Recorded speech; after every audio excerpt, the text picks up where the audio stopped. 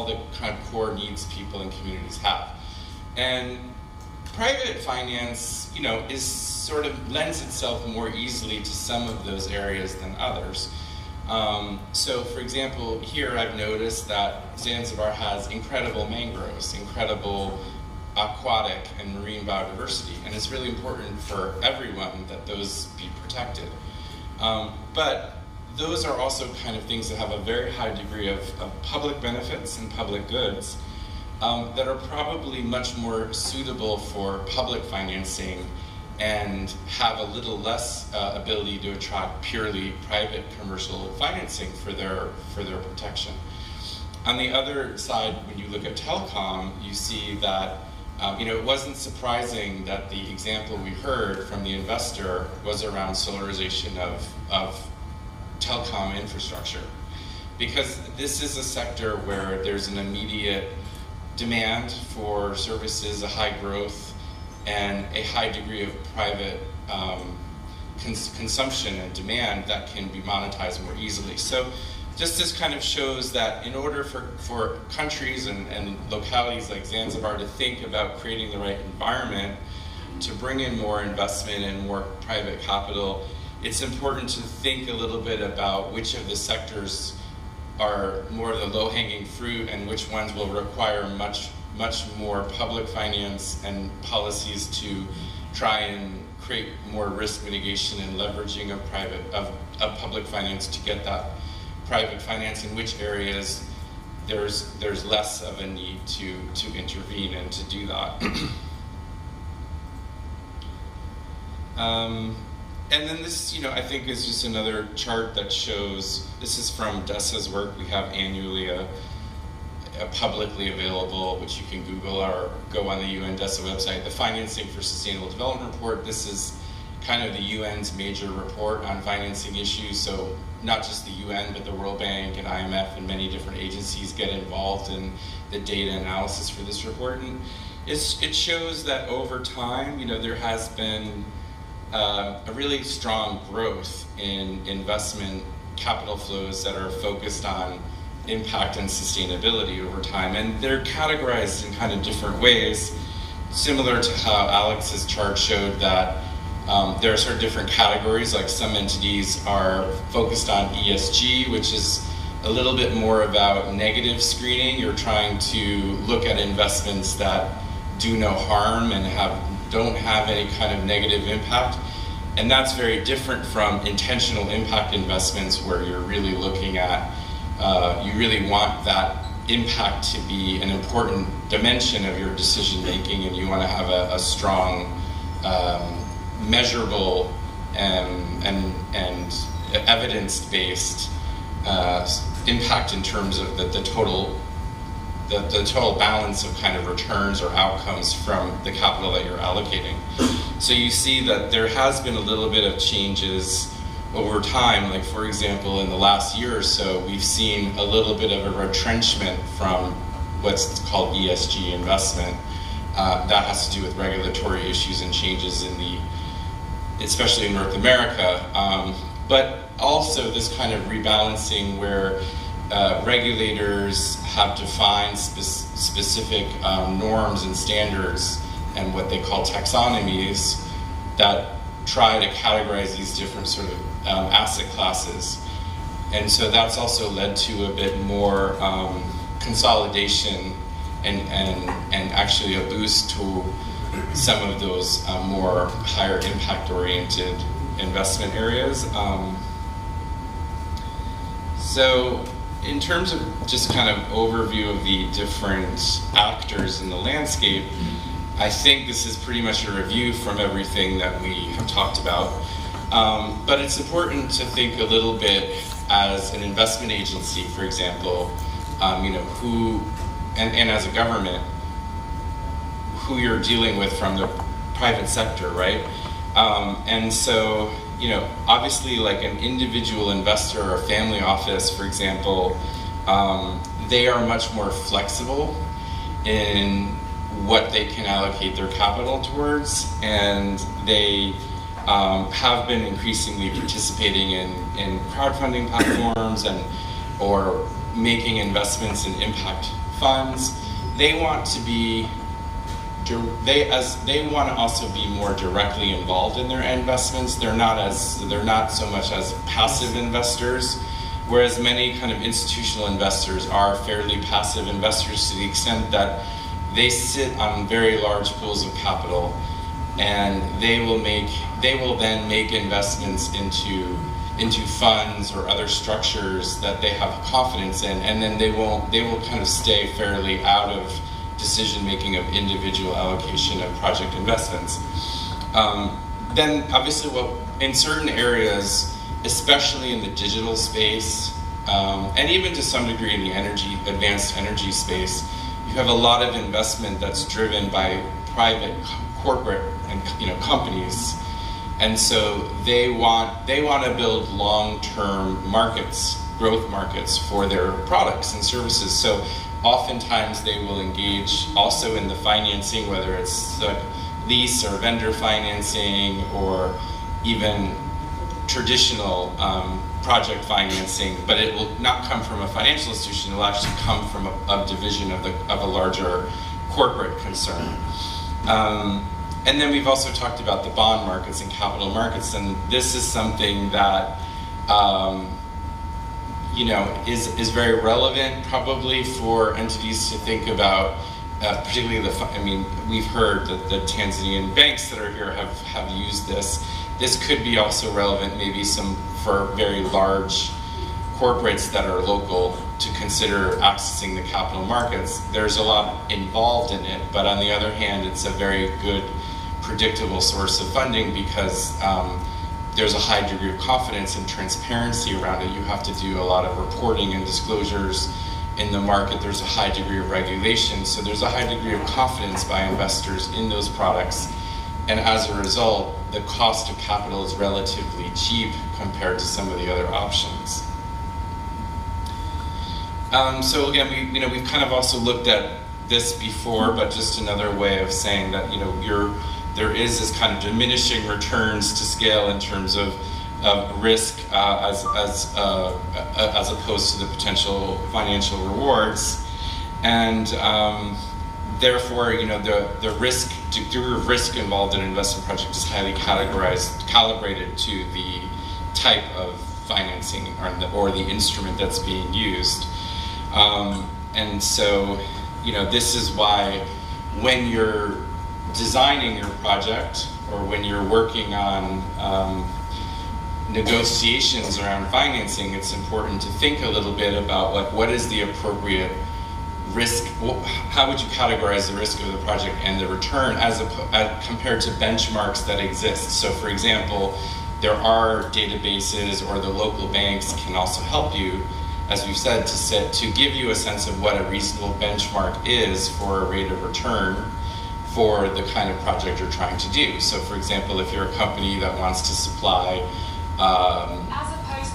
if you want to supply, for example, electric vehicles or electric buses to run transport operations, we heard as that kind of project, then you might be able to get a benchmark expected rate of return for a project like a sustainable transportation project like that if not in Tanzania, then in East Africa, and then you would want to try to make sure your project was in line with that expected return.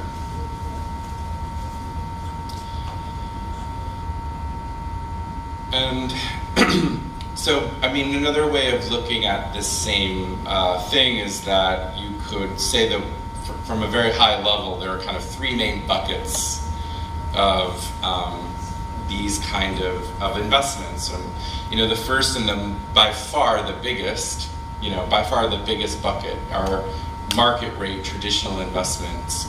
And so that would include all different kinds of funds, as well as the investments that private companies are going to make, and what commercial banks are going to be looking generally to do.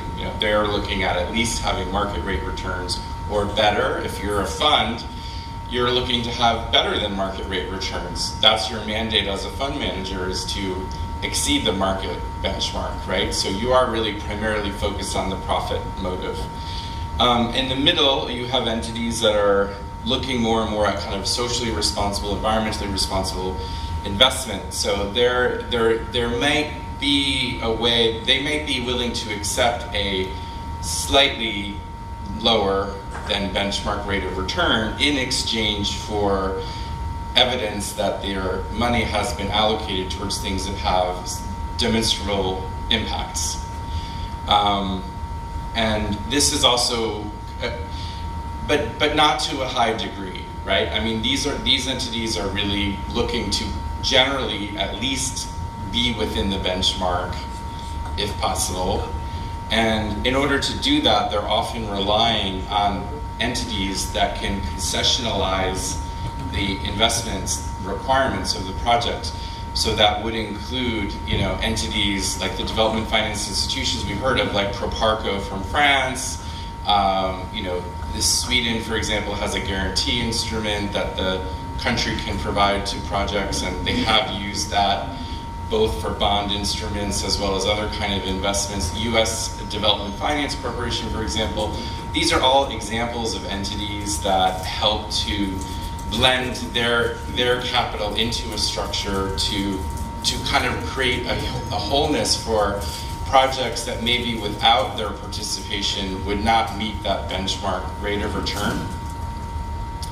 And that would also be the kind of case for mainstream investment funds. Like, for example, as me as an individual investor, a retail investor in the United States, I can go onto my stock fund or my retirement fund and choose from hundreds of thousands of investment vehicles.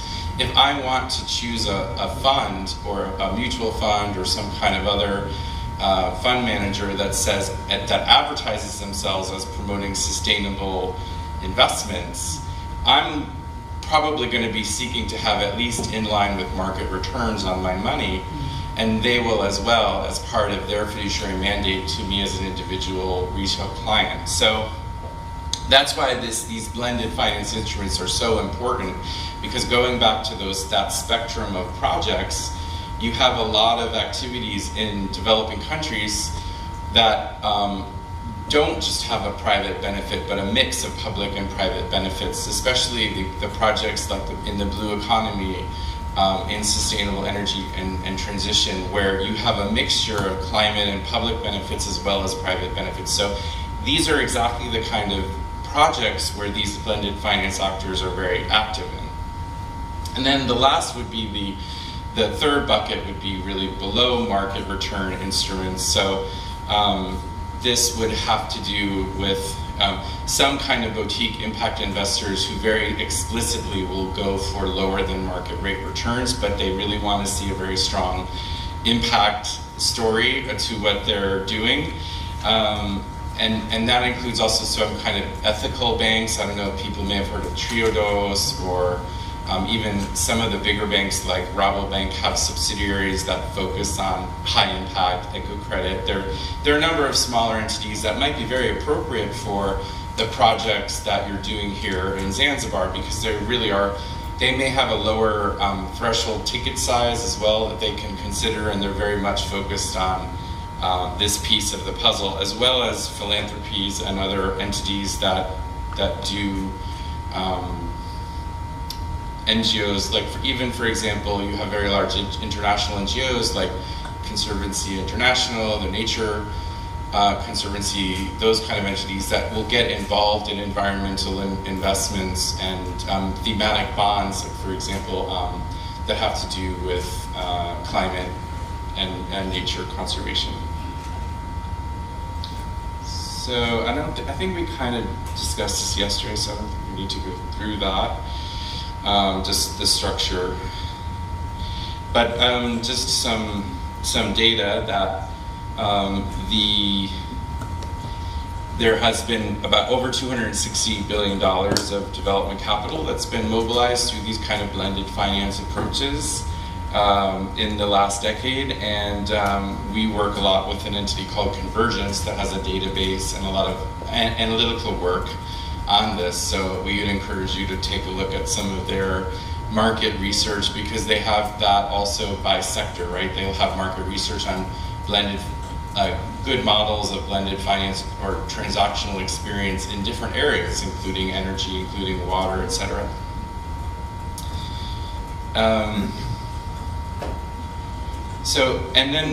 Then when we talk about blended finance, it's not really monolithic, right? There are these different ways in which those entities are adopting the approach of blended finance to make deals happen. So probably the most significant are direct investments in companies. So that's many of these entities actually have the ability to provide equity financing to local companies, where they also have look at their, like for example, as part of their annual reports, they might really highly scrutinize their sustainability impact reports to look at and be confident that those entities are responsible actors and are, if they make an equity investment in those firms, they're not only going to make money, but they're also going to be promoting overall social development.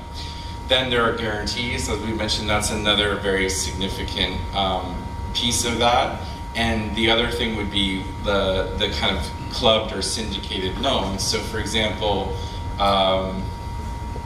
some of those, especially European development finance institutions, and even like the European Investment Bank or some of the EBRD, some of the very large ones, one of their kind of preferred approaches would be to work with a local bank in a syndicated way, so that maybe they will in the credit structure, they will be the first one to take a loss in the event of a default, and then it would go to the local commercial bank, who would have more protection.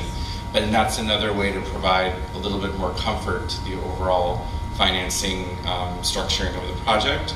Those would be, so those kind of direct syndicated loans, guarantees, and direct investments, that's probably about the majority of how blended finance transactions are working, and this one shows the evolution, this chart shows the evolution over time. So this is another way, of looking at it.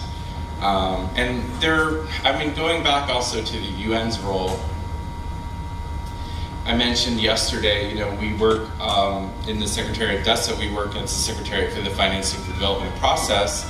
There were many different recommendations and policy actions that came out of the Sevilla agreement last year in Spain.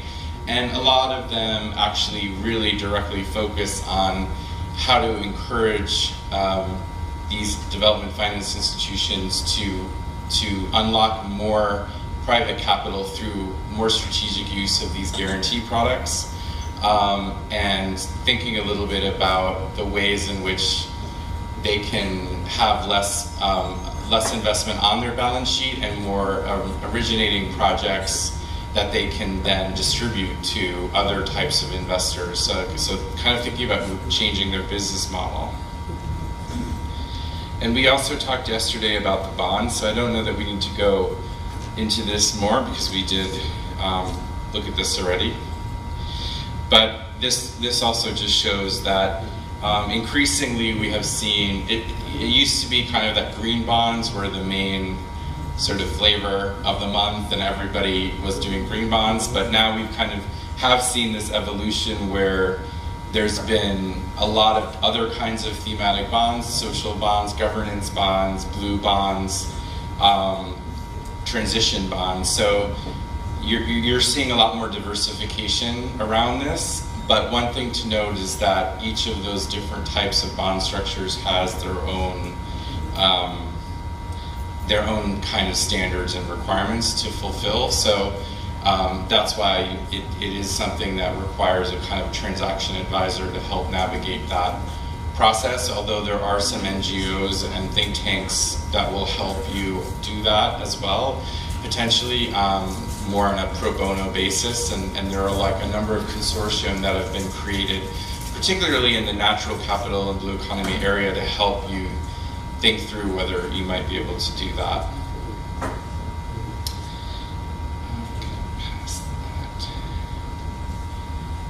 Yeah, just again to say, like for the energy transition, I think the involvement of these development finance institutions and multilateral development banks absolutely critical. I mean, they have a significant amount of resources and they have a very clear mandate to invest in climate-friendly investments, and they track that, and that's all part of their official commitments under the Paris Agreement, and so therefore they're an important port of call for investors and companies looking to do these projects we're talking about here.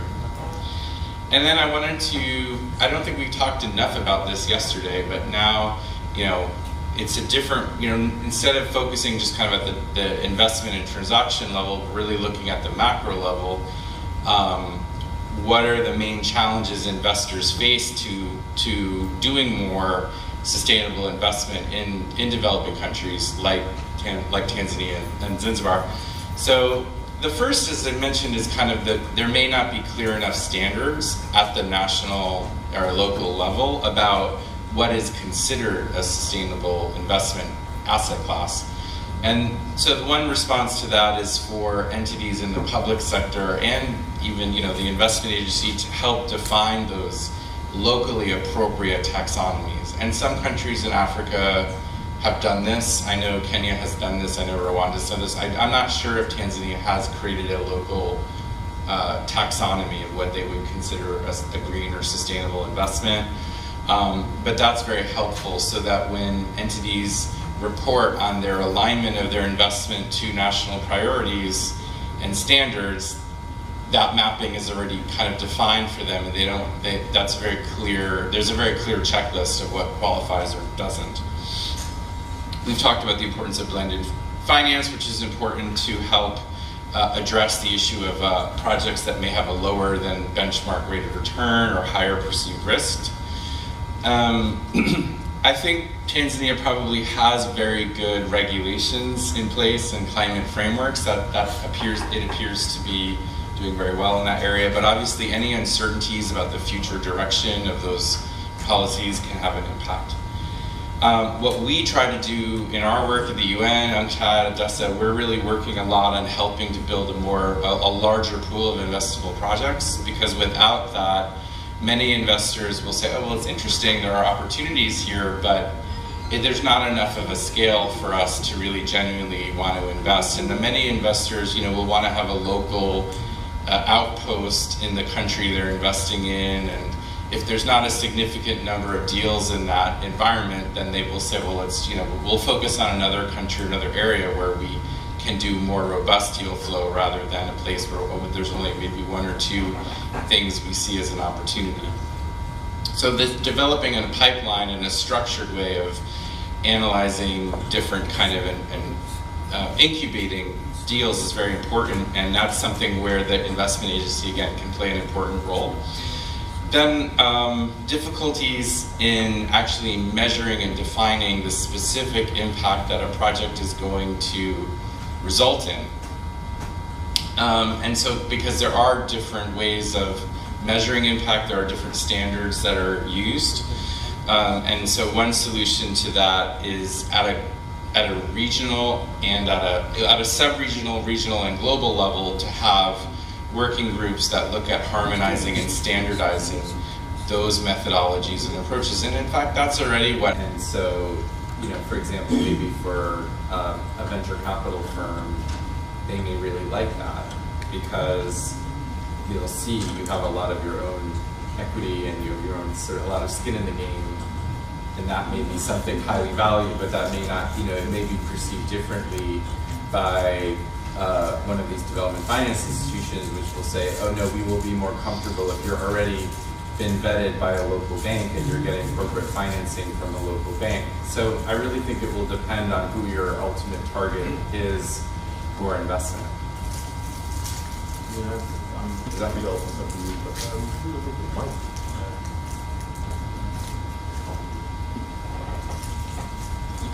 I think you're asking what are the benefits and reasons for funding a project yourself? Yeah, pros and cons. Yeah. Because a lot of people make that mistake not knowing the danger of self-funding may be good to a certain point, but still have a lot of well, this is like the project financing helps protect you, your personal assets if something goes pear-shaped, but I mean, I'm sure you're not. mean, from my personal perspective is that people self-fund because of speed or control, or they can't get bank financing, right? You know, if speed is that important, sure. If control is that important, sure. But you know, as I mentioned earlier, I would generally advocate trying to get bank financing, even if it takes a bit longer and takes you know, it requires a bit more cost, because you know, the best money to get for your project is other people's money, right? Yes. Yeah, so you can do more projects. So you can do more projects, but also, as I mentioned earlier, a serious point is the discipline of getting other people's money in particular the discipline of getting banks' money in. Because as you've heard over the last few days, the banking colleagues we've got here, they've taken a very thorough and serious approach to doing their due diligence. So if you are just self-funding it, there is a chance that you know, you might miss something, or it's not as well structured and not as robust. So getting someone else in injects that additional discipline and will lead to a better structured and more robust project. But there's a cost to it, as there always is. So that's the balance you need to weigh up.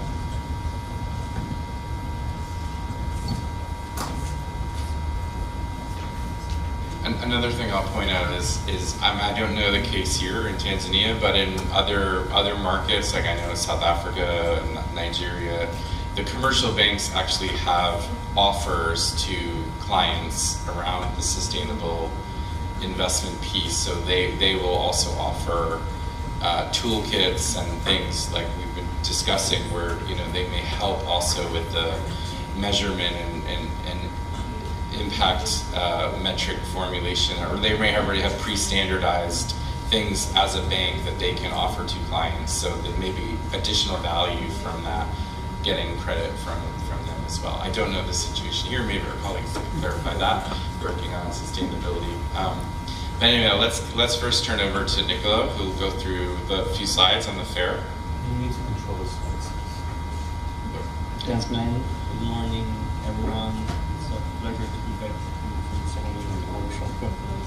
Yes, we will now briefly introduce the SDG Investment Fair as one practical response to these challenges. So the fair is a solution-oriented UN platform that fosters partnership building, pro-learning, and also capacity building in order to help close the SDG investment gap. Its core aim is to connect developing countries with a growing pool of capital providers that are actively looking for sustainable and investment-ready projects. In this arena, in the fair, countries can showcase concrete SDG projects. They can learn from innovative financial models that have worked elsewhere in the world and understand how to make their own projects more bankable and scalable. UNDESA leads the fair, leads this initiative because it can provide a neutral and transparent UN platform that gives equal visibility to all participating countries. And that also brings technical expertise, a strong SDG focus, and global networks to support both investment readiness and SDG alignment. Between 2023 and 2025, 32 countries have participated in the platform. 14 countries have benefited from capacity building workshops, and national authorities in 5 countries have been trained on this terrorist diagnostic tool. Next slide, please. So the fair does not only organize an event, it also offers a tailored support along the whole project preparation journey. We work with countries and projects at different levels of readiness and help them move to the next stage. In the ideation phase, our team supports capacity building and coaching on investment project preparation and review, and helps raise visibility for both the project and the country. And in the development phase, we work with countries to enhance the investment readiness through the STAIRS tool, project refinement, and we also help countries targeting the right investors. When projects are presentation ready, the fair helps to convene dialogues and investment promotion events, to connect projects with investors and other partners, and to diversify the investor base. Next, please. The last fair took place from the 21st to the 23rd of April 2026 alongside the ECOSOC Financing for Development Forum in New York. In this edition of the fair, 15 countries actively showcased specific investment projects and portfolios, while 21 countries participated in the fair overall, including through knowledge-sharing clinics and pre-learning activities. And more than half of the countries presenting projects were countries in special circumstances. Actually, around 53% of them were LDCs, SITs, or LLDCs. Taken together, the projects presented in this edition of the fair represented an approximate cumulative investment volume of $3.3 billion. This edition featured in-person project pitches, one-on-one meetings between countries and investors, and also interactive thematic dialogues on key investment themes. So here we have a diagram, and this diagram summarizes the three main phases of participation. On the left, the pre-fair phase outlines the preparation steps. Countries submit a formal expression of interest, identify viable SDG-aligned projects, and prepare an initial draft presentation. The fair secretariat then collaborates with the country to refine the pitch and the presentation materials. Then DESA and the National Focal Point also conduct outreach to investors and press to support visibility. In the center, the fair phase refers to the week in New York. Designated representatives deliver a 15 minutes presentation, 15-20 minute presentations, and participate in technical workshops aimed at strengthening capacity on SDG investment and financing. And then on the right, the post-fair phase focuses on follow-up. The designated National Focal Point continues engagement with interested investors in coordination with UN Desk. And as project advances maturity, countries may return to a future fair or take part in a targeted investor matchmaking side event.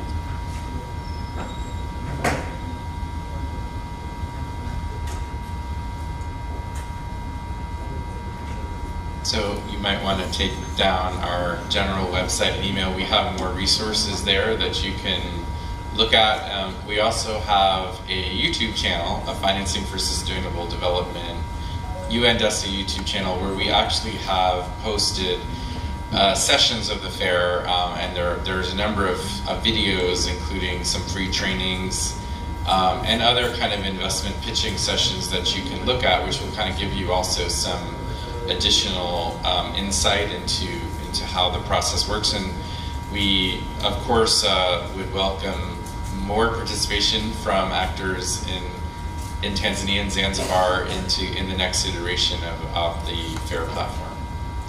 So happy to take questions as well on this module, and where we can have an open discussion about how some of these thoughts that even in terms of building the ecosystem and the enabling environment, what kind of steps could be done here to mobilize more impact investment and private sustainable investment.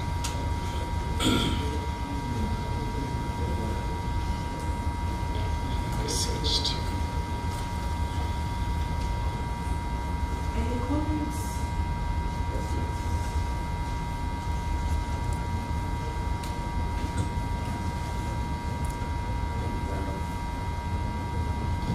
Thank you, Jason. Very insightful. That was Greg. Sorry, Greg. My question is around carbon credits, right? We have seen a big decimation of the value of carbon credits over the years. I recall 5 years ago there was a company called Era Group that's the biggest carbon credits company on the continent. They were doing very big volumes. They actually even sold the company, part of the company, for a very strong valuation in 2019, before we had the crash. And now nobody's really looking a lot towards carbon credits because now the market has changed, right? Where do you see the trends going? Is it going to rebound? And connecting that to SDG investment as well, is there going to be an incentive for countries that sort of align with carbon credit markets to be strongly supported by the United Nations, so perhaps, or the UN CTAD, or other institutions within the United Nations to sort of rebound this market, because it's a lot of projects that had happened based on carbon credit valuation and expectations now are struggling to be bankable, whereas they did all of that because of the strong incentives that happened and that were available at the time. So my question is really around carbon credits. We need this for to catalyze a lot of investments that can come into the markets. Thank you. Glenn, should I take more? Yeah, let's take some more. Responding to that. Any question, suggestion, compliment? That was an amazing presentation. No one? I think, yeah, you can respond. Well, it's a great question, and you know, again, like most things, you know, the UN is not necessarily that we're pro or for anything, because it's really what all of the member states decide through the conference of the parties to the convention. But what we are seeing is that there's been a lot of maturation and consolidation in the market. So whereas in the beginning there was a lot of issues around, you know, credible standards for voluntary credits and a huge range of pricing, there's a little bit more of a consolidation around, you know, fewer, more higher credibility standards for carbon credits that are in the voluntary market, and a little bit more of a like a little bit more of a not really consolidation, but like a lesser band of variability in terms of pricing. Generally, you know, I think it's always better to be conservative when doing financial planning around carbon crediting, because of the, you know, most contracts are not fixed prices, they're subject to market price volatility. So usually, like, you know, would recommend in your modeling maybe for most projects, you know, having like only between a $5 and $10 pricing per ton of CO2. Yes, there are some standards and some projects that will fetch much higher pricing, but on average, that's, you know, staying conservative. And so then it also becomes an issue of scale, because there's a lot of transaction cost involved. So, you know, unless a project is generating a significant amount of credits, then it won't, like, similar to the bond, it won't justify all of the transaction costs necessarily for that revenue that it would bring in, unless you have a lot of aggregation of smaller projects. And the other thing is that there has been a lot of evolution in the past year with what's called the Article 6 mechanisms, and that is really functioning a little bit differently than the pure market economy that had been the focus of the, you know, the voluntary market. So this is where the countries themselves are making structures and agreements to mobilize bilateral funding that then is used to finance a number of different initiatives. And there's a much higher degree of government control over the approval and the regulation and the registration of those projects. So I think that's also happening here in Tanzania with the regulations and the institutional structure. So that doesn't necessarily mean that there can't be revenue and financing coming in from carbon. It's just not going to happen through those direct market instruments. It will be coming through different platforms that are set up nationally or locally, and that provide a facility or some kind of grant financing for undertaking those projects, probably in a way much more similar to how bond structures will work, because it's almost like use of proceeds. They'll be taking money from a bilateral agreement and channeling that into specific projects that will qualify for the Article 6 mechanisms in between the countries that have the bilateral agreement. One of the main sticking points has been the adjustments, right? So it's really a lot about the accounting the sticking point has been, making sure that there are these, that the countries that are financing the mitigation projects are able to get credit, and that the credit is being reflected in their national registries. So there have to be corresponding emission adjustments here, and so that requires a lot of auditing and accounting infrastructure to be put into place, and that has been a bit of a sticking point to more of those agreements and things moving further and faster. But I do think Tanzania seems to be fairly advanced in this, but I'm not 100% clear of all the details, but I get the impression that it's moved pretty far. Thank you so much. It's moved very far, yeah. Thank you so much, Glenn. I have a question regarding SDG investment fair. Is it open for everyone to attend, and is it necessary that you have the deals that you're going to present there, or you can participate as a participant to get to learn and understand? That's one question. The second one is particularly on SDG investment fair. If you look into the project inherently in Zanzibar, one of the aspects that we look into is environmental protection. So somehow, somewhere, it's linked with SDG investment. Does it necessarily has to be the project related to renewable energy, or is it open for some of the projects that inherently support the environmental protection and goes in line with some of the aspect of SDG goals? Okay. Thanks. Nicola, you want to take any of this? Yes, sure.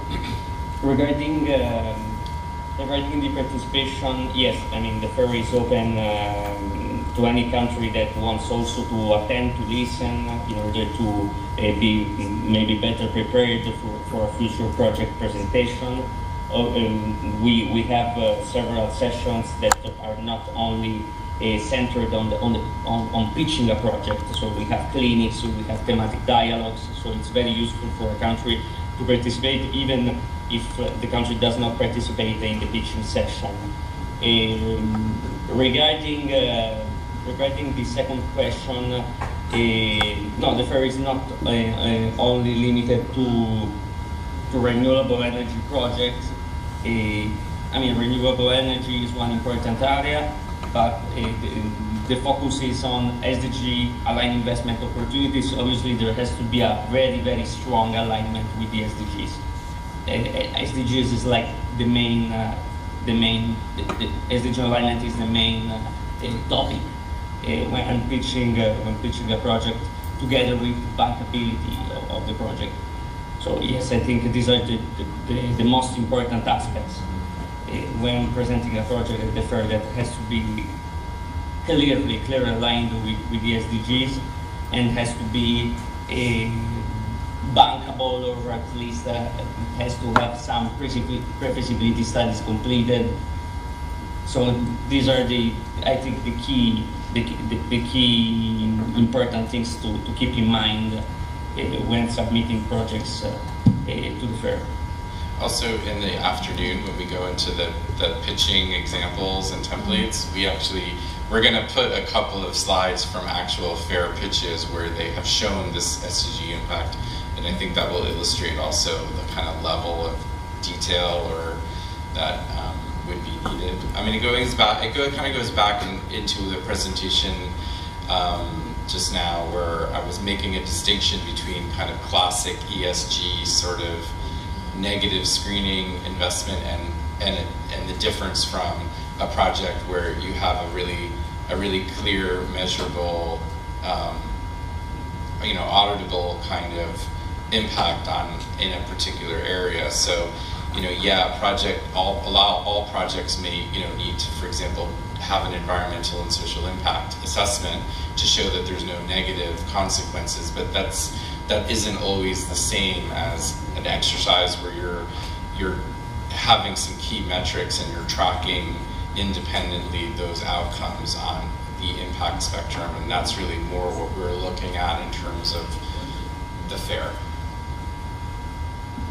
Any prizes involved?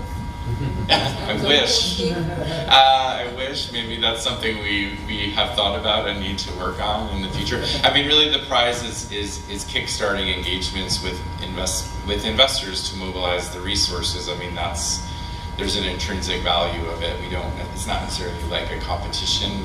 But it is something we have thought that maybe that could be because other entities do have these kind of open competitions for, especially for the seed funding, and I think it would be a really nice idea. But at the moment, we don't have that. It's really just trying to put entities in front of different possible financiers and investors that can finance the projects. We will also appreciate the success stories. Perhaps how many countries so far were able to secure funding or perhaps implement the project that they presented. That would be really more ideal on our side. Okay, great. Yeah, and we can have a bilateral on that, but also, as I mentioned on our website, we have more info. We have a report. We call it our portfolio report, and in that report, we have a number of anecdotes and country success stories featured where and in the last fair we had in Sevilla, we had, for example, 2 renewable energy projects in the Philippines that, as a result of participation in the fair, did get to financial closure and met some Spanish renewable energy investors who were attending, who came to the country to do a due diligence mission and to follow up. So, there's a sort of a momentum that builds from participation, and ultimately we have seen a number of cases where over time those projects have gotten financed through connections and engagements that have been made. Thank you very much. Thank you. Thanks so much, Nicola, for joining. Thank you. Thank you, everyone.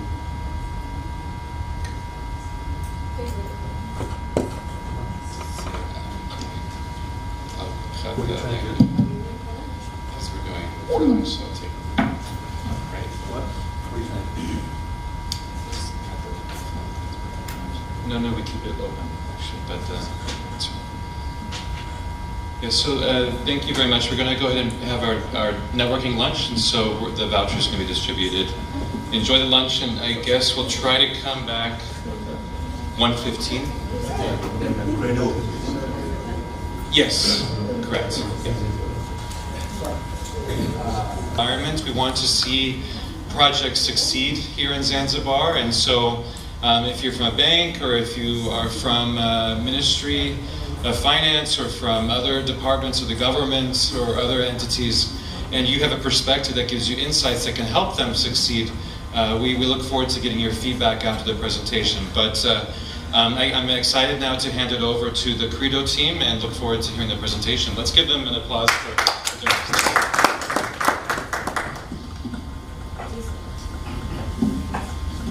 Good afternoon, everyone.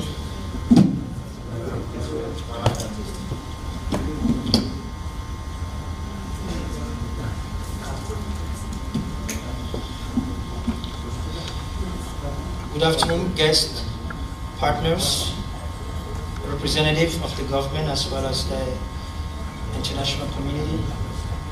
My name is Credo Amosubic, the Chairman and CEO of Credo Energy Group. Today I'm here to present to you an integrated vision of sustainability, infrastructure development across Africa, focused on renewable energy, smart utility, and industrial transformation. Our approach is very simple. We build scalable, bankable, and impactful solutions that directly address energy access, water management, and economic growth. I look forward to sharing how Credo Energy is turning this vision into reality through investable projects across the region. Thank you. Credo Energy Group is a conglomerate of company registered in mainland Tanzania and also now in Zanzibar, to promote infrastructure development, innovation. The next thing, new thing, better than Silicon Valley, that's what we are looking forward to. So we'll show and share some of our stuff with you. This presentation is about our upcoming manufacturing plant in Dunga, in Zanzibar. We have been working on this thing for the past 3 years, and now things are starting to move. The manufacturing plant, as you can see, will be the Zanzibar Smart Infrastructure and Manufacturing Plant. We will manufacture and assemble our first 450,000 smart prepaid solar with battery water meters here in Zanzibar. After that, we will start serving the mainland as well as the neighboring country of ESC as well as SADC. We are looking at about $110 million US investment. Let me go to the next slide. Why Zanzibar? Zanzibar itself is a brand.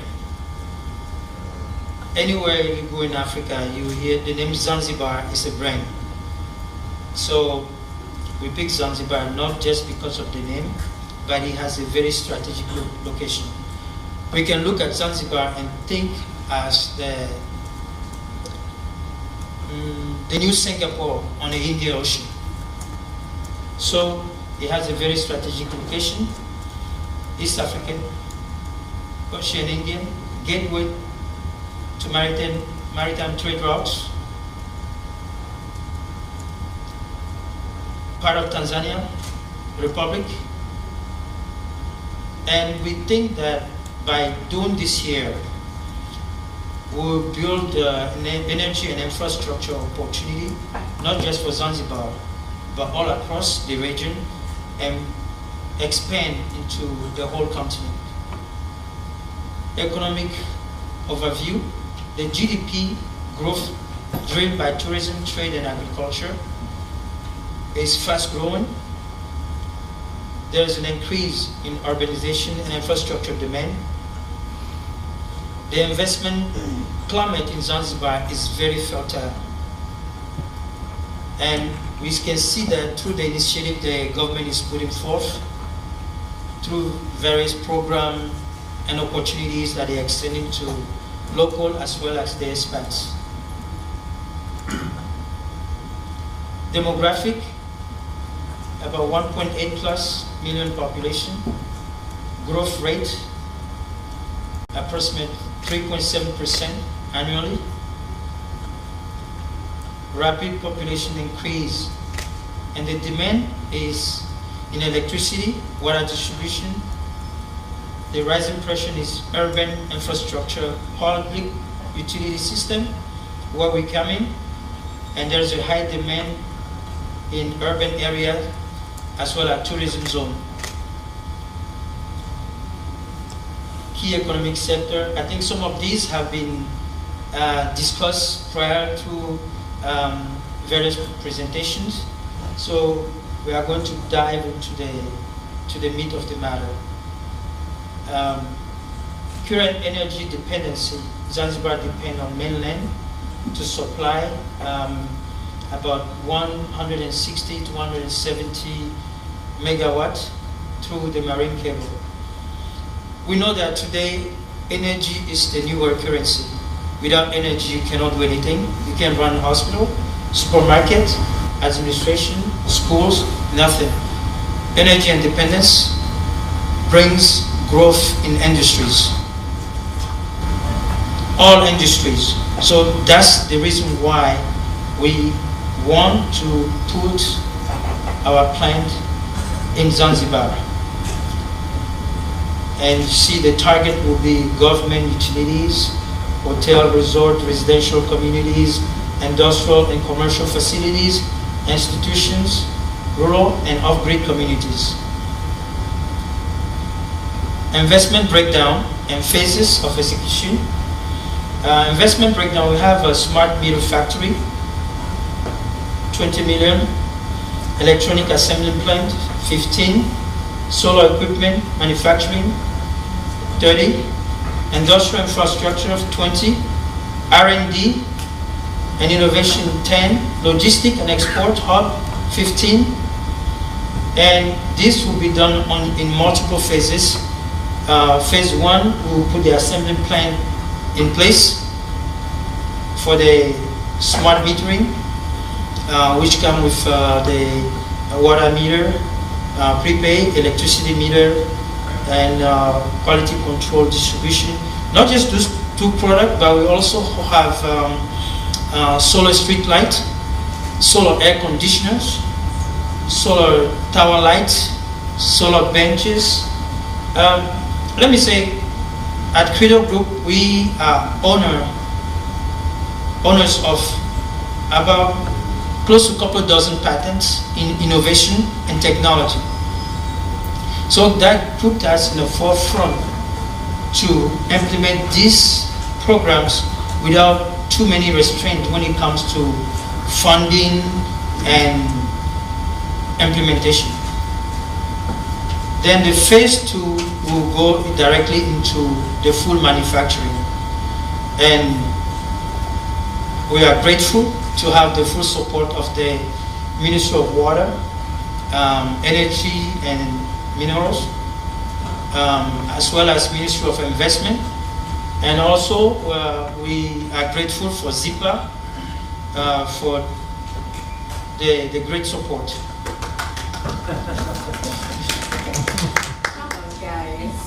The investment pipeline, I'm sure that Jason, Alex, and Glenn have spoken about these quite a bit, so it's not hard to picture where we stand with this. Assembly plant setup, as you can see, we will scale production and integrate key components, and we are looking forward to full-scale production within 3 years to achieve full operational capacity and distribution. So the plant is going to look like so. The yellow is the energy manufacturing. Orange, smart metering factories, logistic and export hub. And the blue will be the research facility, R&D, smart utility training institute, and electronic manufacturing. Also, this will help Zanzibar's effort in decarbonization and energy transition targets.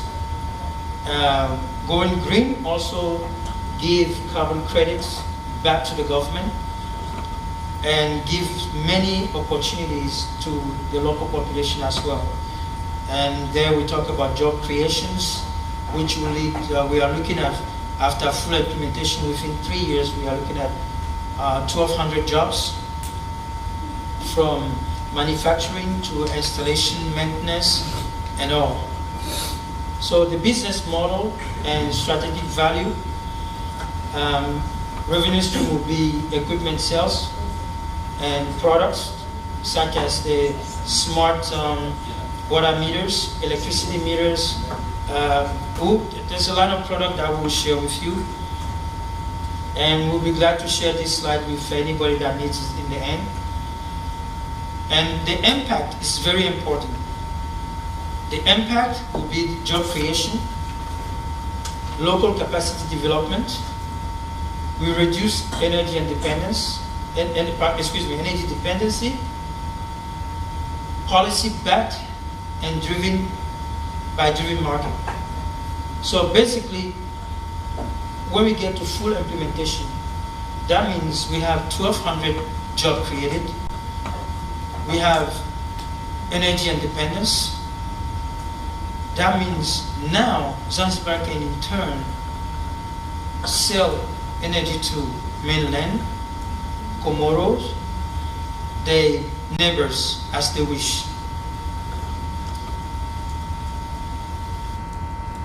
Key challenges to scale. Long investment horizons. I'm sure we have heard a lot about this earlier. Sustaining partner commitment over extended return cycle. High R&D intensity, continuous testing. That's why I was talking about earlier when I asked the question of being self-funded. Because everything that we have done at Trader Energies to date, we have self-funded all of our stuff, in the exception of a couple things that we have with CRDB. Because as an inventor, inventors are not patient people.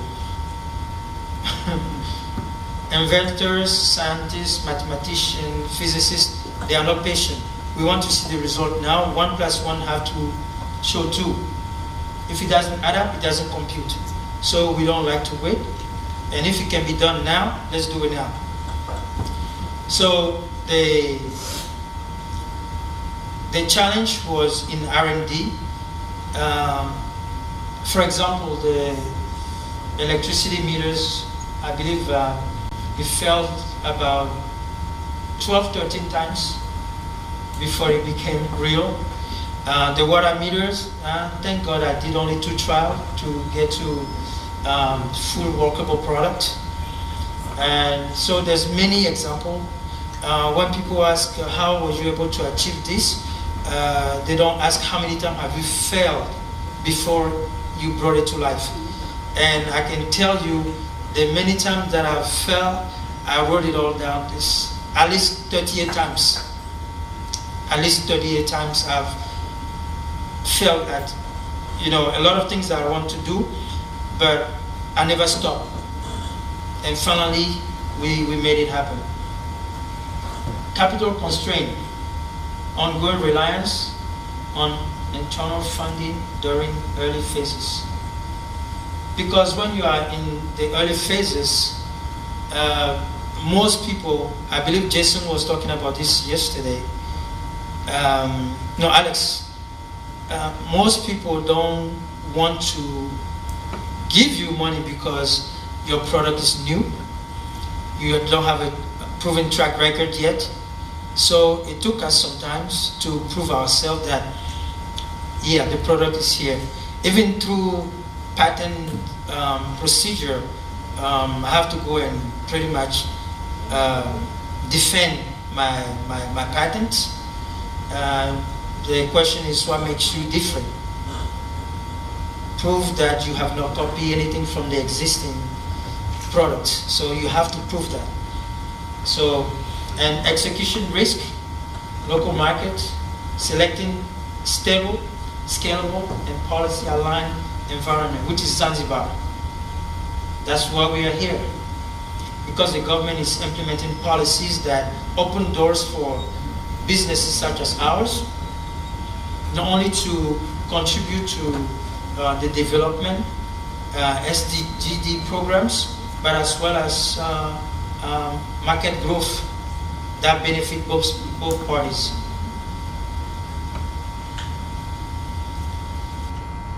We have been talking about this for the past couple of days. SDG alignment. As you can see, we align with SDG 7, clean energy, 9, industry and infrastructure, and 13, climate. Supporting the sustainable growth and energy transition in Zanzibar. I'm going to show you some of, not all, I don't want to bore you, I'll show you some of our product. This is our smart water meter. What makes this different is prepaid. It is a prepaid solar digital small water meter with battery. By international convention, water meters last 8 years, but I was able to push the envelope to make it 12 years. And I remember the first time we sent it to TBS, they said this is not possible. So we have to send more units to be tested, because they say they have never seen anything like this. And this is what we want to do in Zanzibar, so that we become unique to the point where every eye will turn toward us and every problem will look at us for solution. So this water meter has leak detection, theft proof. The moment you tamper with this, you automatically shut down the valve and you receive a message on your cell phone, as well as the government receives a message on the dashboard. This is not just a water meter, it's a technology, as I tell people. It comes in 3 parts. We have the hardware, which is the water meter. And if anyone wants to take a look, we have one here we can show you. And then we have the software, which is a dashboard that the government can use to monitor and regulate water usage, as well as the census. And then we have a mobile application for the consumer, which shows you how much water you consume, how much you pay for. So you only use what you pay for. You can no longer complain that the government had charged you so much. So that solves a lot of problems. Okay, we have some of them right now in Zanzibar installed, and they are still running, as well as in Dar es Salaam. Next product is our electricity meter. What makes this different is the P2P sharing. It has most of the capabilities that our water meters have. For example, Alex is telling Jason that he ran out of electricity units. Jason will tell him to send his serial number, and through the mobile application, Jason can allocate some of his existing units to Alex. P2P sharing. So this is what we are bringing to make life easier for some people when they fall on a hard time. And also, there was a requirement from the Ministry of Water that, let me dial back, if someone's unit runs out at night, how can we alleviate that until next morning? So when your water meter unit runs out, you still have about 20 liters available to use until next morning. So if it runs out at night, of course the hardware detects that itself, and you have 20 liters until next morning to buy more units. So that's what we are bringing, where this is token free as well as the water meter. The electricity meter is token free. The moment you press buy, you push buy on your phone, the unit goes immediately onto the meter. So it's also solar supported with integrated lithium-ion batteries. And we are looking forward to integrate LP batteries as well. When I started, I've used NIM batteries. However, the efficiency difference is causing us to shift a little bit. Next product is the solar air conditioners. This idea came to me about 4 years ago. I was in Dar es Salaam, and the electricity went out, and I made a big mistake. I opened the window without closing the mesh, and I went back to bed, and my mosquito friends came in and we had a party.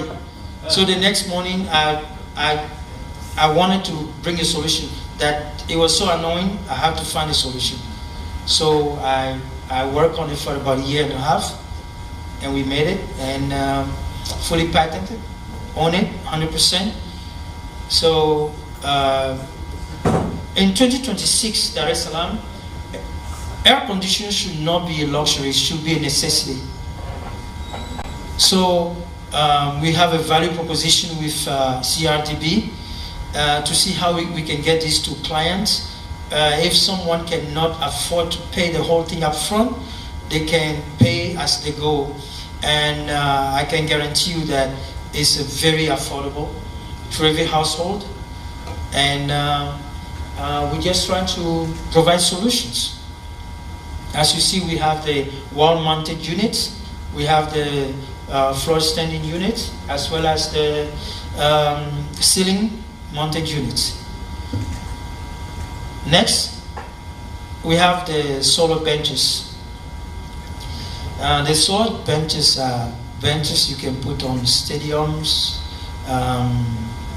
bus stops, train stations, airports. Basically, this bench pays for itself in less than a year because of the ad space you can sell on it. The best thing about this bench is that 8 people can charge their devices simultaneously on this. We have 4 wireless charging ports, and we have 4 USB charging ports. Actually, I did this before the Type-C became standard, so we are now adding Type-C charging port to it as well. So all these products that I'm showing you are products that we made and manufacture ourselves, to which you hold a patent fully. Now we have the solar home kit. The solar home kits basically allow people to harness up to between 1 to 10 kVA of electricity, depending on the size of the house. So you can completely fall off grid, or you can do a hybrid energy in your house. Then we have a small portable generator that you can take to the picnic site, to the field, or wherever you are. You can keep in your car as you are going to keep some energy with you. Next product is the solar tree. I came up with the solar tree first in 2017, and the solar tree allows you to harness clean water from the moisture from the air. It has a light. It produces light at night. It is also a charging station. As you can see, this is the first model. This is the most updated version. You didn't put the real picture for this one. That's the most updated version. So just to make life much more easy, this can be in your garden, can be at public places. People can stop and charge their devices as they are going. And it also has speakers for public service announcements. Next product, somebody was speaking about this yesterday. I believe it was John, when Mr. John was speaking about it. Oftentimes when we look at solar energy, solar plants, we look at things that are fixed, but we have natural disasters in places where people need immediate power. We were able to help in Puerto Rico after Hurricane Maria. My company was the only small business at the time to go with the US government, the Army Corps of Engineers, to Puerto Rico, where we provided temporary and permanent power in San Juan, Bayamon, and Colibra. I'll share some pictures as well. This one is a foldable power station. The panel can be folded and put in a container and be shipped and deployed anywhere. Same thing. That right there is the charging station for the EVs. We have introduced this to Dubai last year, and hopefully things can go back to normal, so we can see where that is going. But we'll be putting that in Zanzibar as well, where people can charge their electric vehicles, their electric scooters, bike, and anything electric. And also we do have portable charging for EVs, which you can keep in your car as a backup when the cars run out of juice, or if somebody run out of juice, they can call, like roadside service. So we'll share that as well. Next is the, yes sir. I have a question for the previous slide.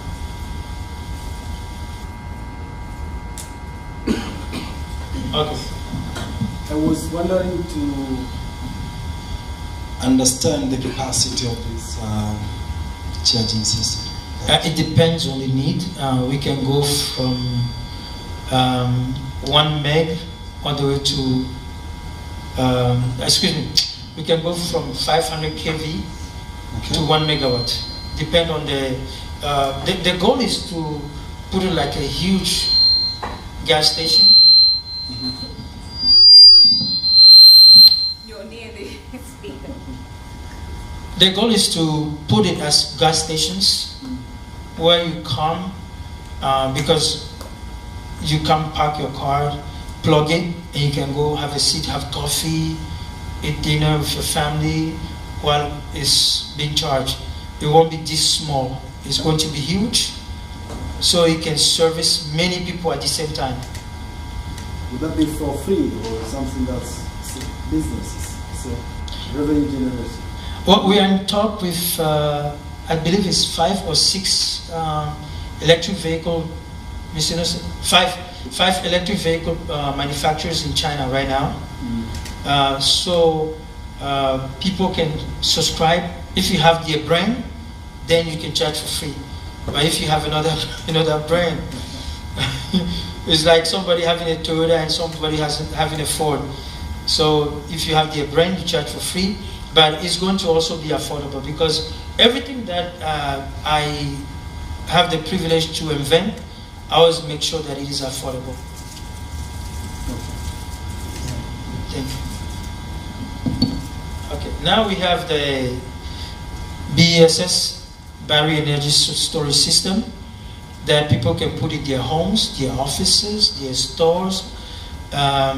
If you are using solar energy, that helps you to save some juice for yourself. And as I heard that there is net metering coming to Zanzibar, so that's also for you to make some money. You take it back into the grid and make money from the government. So this is also goes hand in hand with the solar home kits that people use for their homes. Next is the spherical solar panel.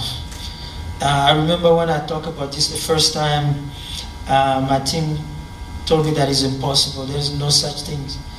And I said, okay. So I went to work, and month after month after month, we came up with the working prototype, and it's here. This can be in your garden, rooftop.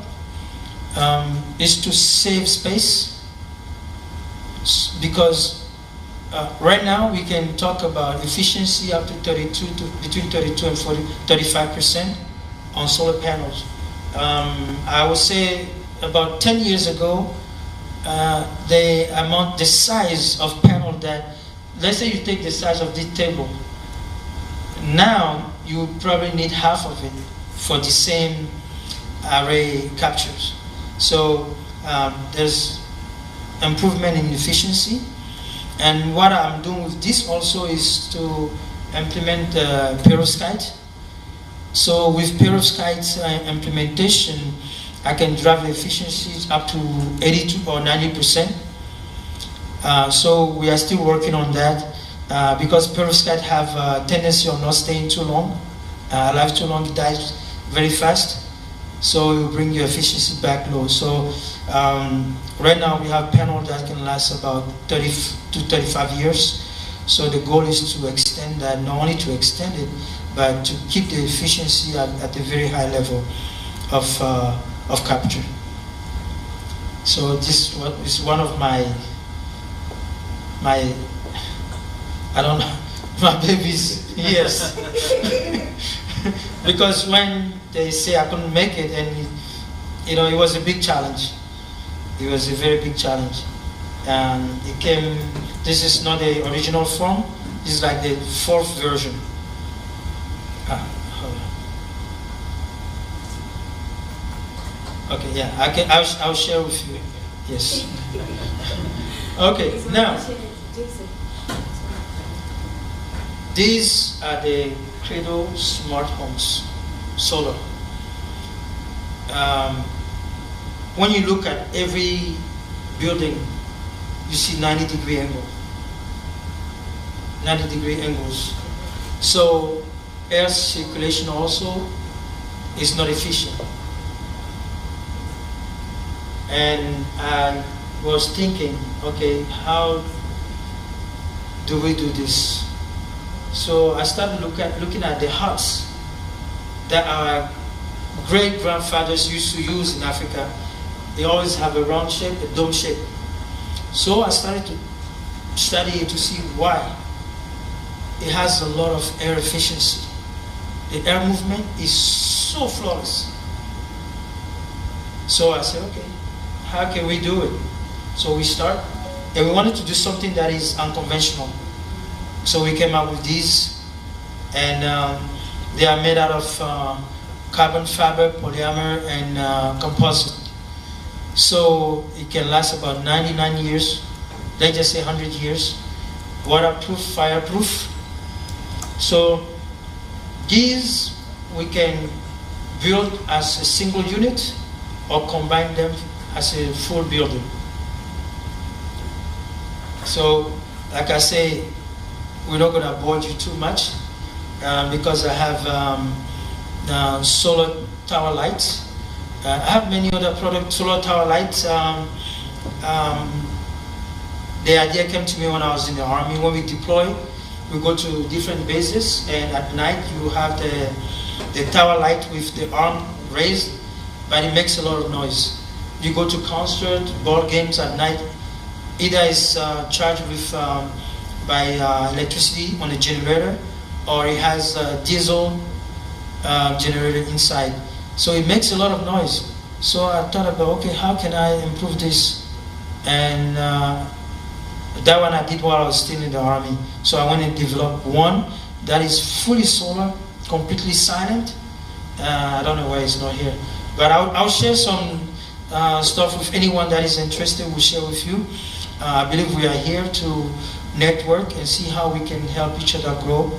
Yeah, so we did that. I started with Suna Design in France in my solar business, and I was able to supply the US government with Maxi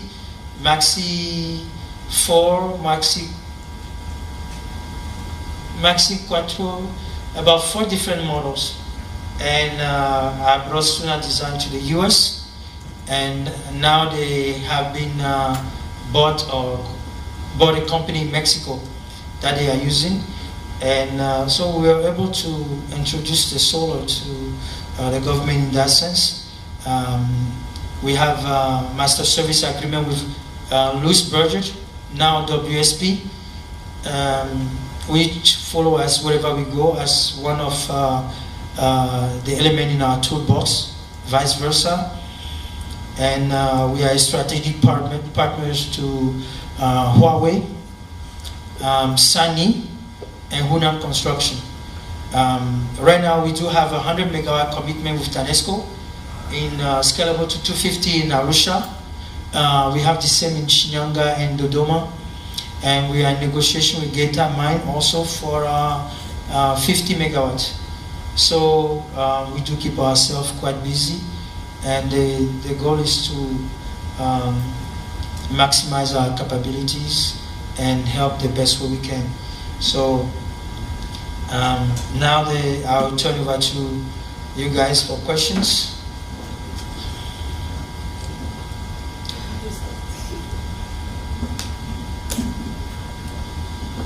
So first of all, you know, my reaction to this presentation is wow, right? Really, really, you know, amazing presentation, and I think you know, yeah.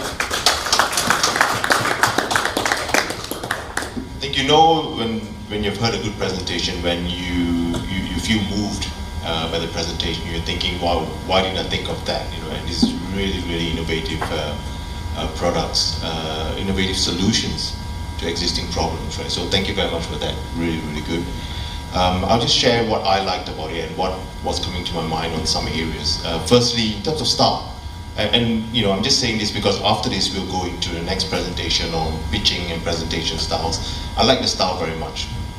You know, a lot of photos, very few words. You know, you see too many presentations with too many words and not enough photos, right? Because a picture says 1,000 words, as they say. So very, very good.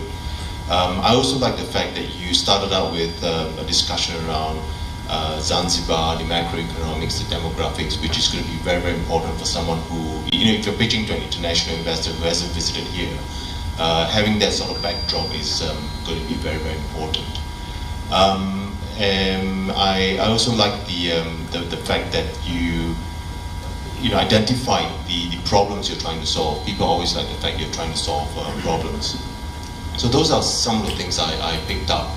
Some of the things that were going through my mind is, and again, you remember what we talked about yesterday, putting yourselves in the, trying to take the, too near the speakers, okay, I'll stand behind a little bit.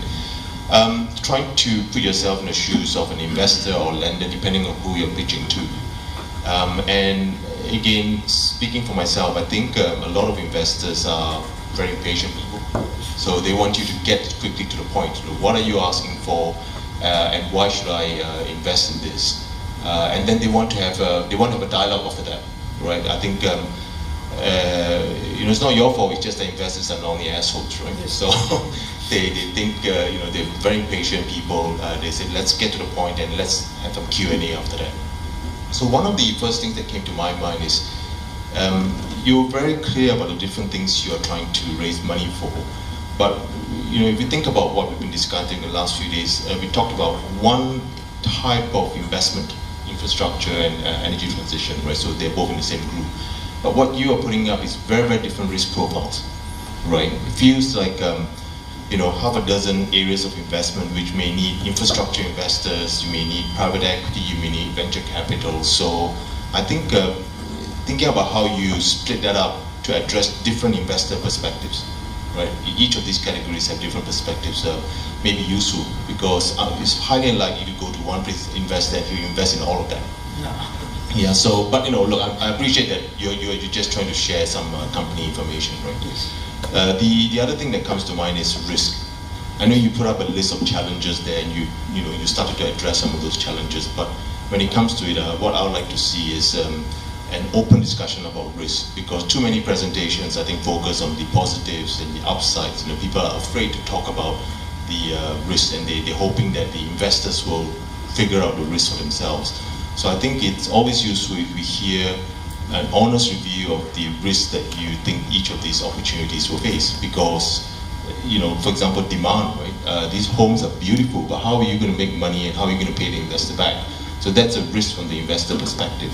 So being upfront about the risk and talking about how you've thought about it and addressed those risks, I think would be fantastic. So I think those were some of the things that came to my mind. You know, just taking the investor perspective, but also being more upfront about the risk. But otherwise, I thought it was an amazing presentation, one of the best I've ever heard. So congratulations, Trent. Time for others. And we were talking about risk. My logistic director, he always say, "I love risk." Yes, without risking, you can never gain anything. So I take calculated risk, and I take a lot of risk.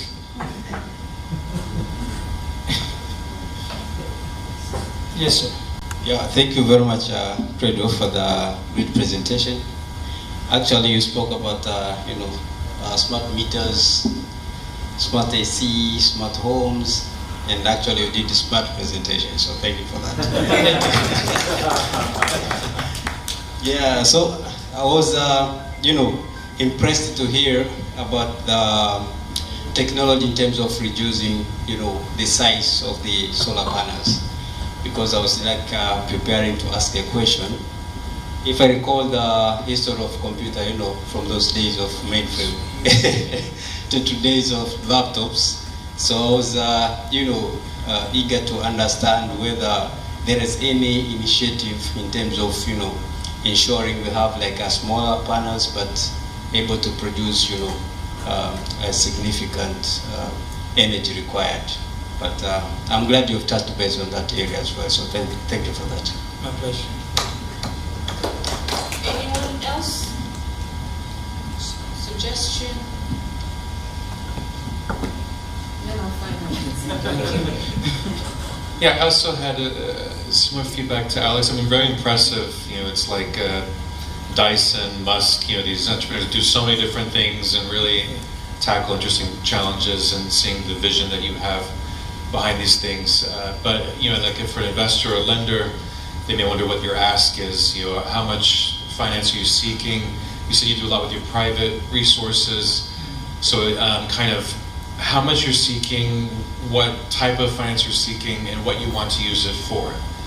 Like what is your go-to-market strategy? I think you mentioned, logistics coordinator. Because when you have these devices, because there's a lot of great ideas and intellectual property.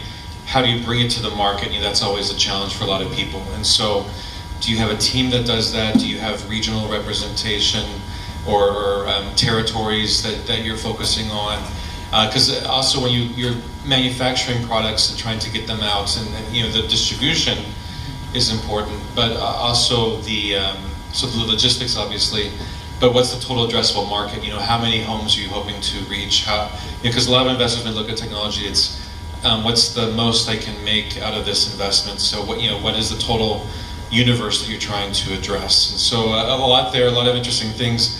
And so if there's kind of a way to focus or kind of guide the viewers so they know ultimately what you're trying to achieve. But I think you hit a lot of those things, so the technology is very, very solid and clear to follow. But kind of going back to what we were discussing yesterday and today about the risk management, these different perspectives. But that was just some reactions. But again, very, very impressive, and I think just like Alex, also eager to learn more about what you're doing. Glenn had his hand there. Just very quickly before I pass to Glenn, I think the way I would capture, I share Jason's view, and the way I would put it is very often when you sit on investment committees or when you're hearing pitches, you get founders who have invested a lot of time and energy, and they have some brilliant products. So they get very excited and they spend a lot of time trying to tell you what they want to tell you. Whereas actually what needs to happen is that you need to tell the investor what they need or want to hear. Right? That's the whole point of yesterday's session, where we talk about taking the investor and the lender's perspective. If you're there to ask for money, then you need to tell them what they need or want to hear, rather than what you want to tell them.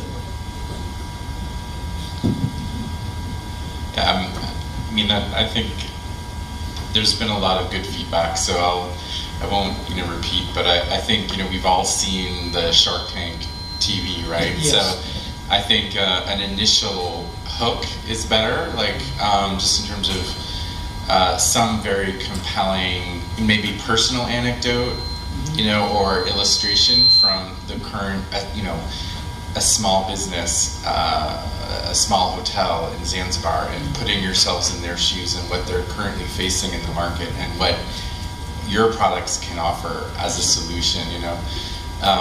Some way to start the presentation, really bringing you into the exact customer that you're looking to target for your technologies, and how this is solving a current need that they have. The other thing, I guess going back to the ask part, it sort of struck me that you've done a lot, and that essentially you're looking for kind of growth capital to expand this business. Like, you have already personally invested in all this upfront R&D, and you've done a lot of these projects, and you've sort of reached a point where you're trying to really expand that. And so what I felt could have been helpful is a little bit more sort of the corporate history, as opposed to focusing a lot on the specific technology. So like giving a chronology or timeline of Credo, and like more, I mean, people are also ultimately backing you as a person. So like more of, you know, your story and why you should be backed as an innovator and as a leader. I mean, some of that comes out automatically just by virtue of your presentation, but in terms of focusing in like one slide or something on that would have been also useful. And then, you know, like Alex had the picture of the difference between funding a specific project and funding a portfolio of projects. And so maybe a little bit more on a kind of ring-fence structure. Like, is somebody investing in a kind of holding company that, you know, where they're going to be getting an equity share in that, or you're, you know, or is it like you're actually looking for individual project support with these different offerings, and each of them having a very different business model and perhaps a different financing structure associated with each individual kind of sub-project. So I think that maybe could have been a little bit clearer, like in the overall presentation, so that different possible financiers or investors could understand where they might best fit into the vision that you have for growth. Otherwise, excellent. So thank you. Anyone else? Kuna comment yote? I think it's awesome. Well, let me say that, like we were sharing after lunch, some of us have been fortunate enough to get funding early. For example, my solar project in mainland is fully funded. My manufacturing, thank God I'm able to have a sizable inventory on hand as we are working into some government viable contracts. So I don't know how to call it, but for me personally, ownership is very important because it ties into the legacy that I want to leave behind. And also, I would say that as business owner, solution provider, you have to be very careful in getting partners, because I have had some really bad experience on that as well. And so I'm very, very careful as far as raising capital and getting partnerships.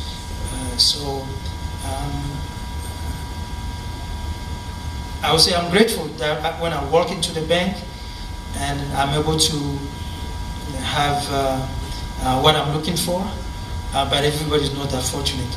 So we have to make sure that that's what's taught to people.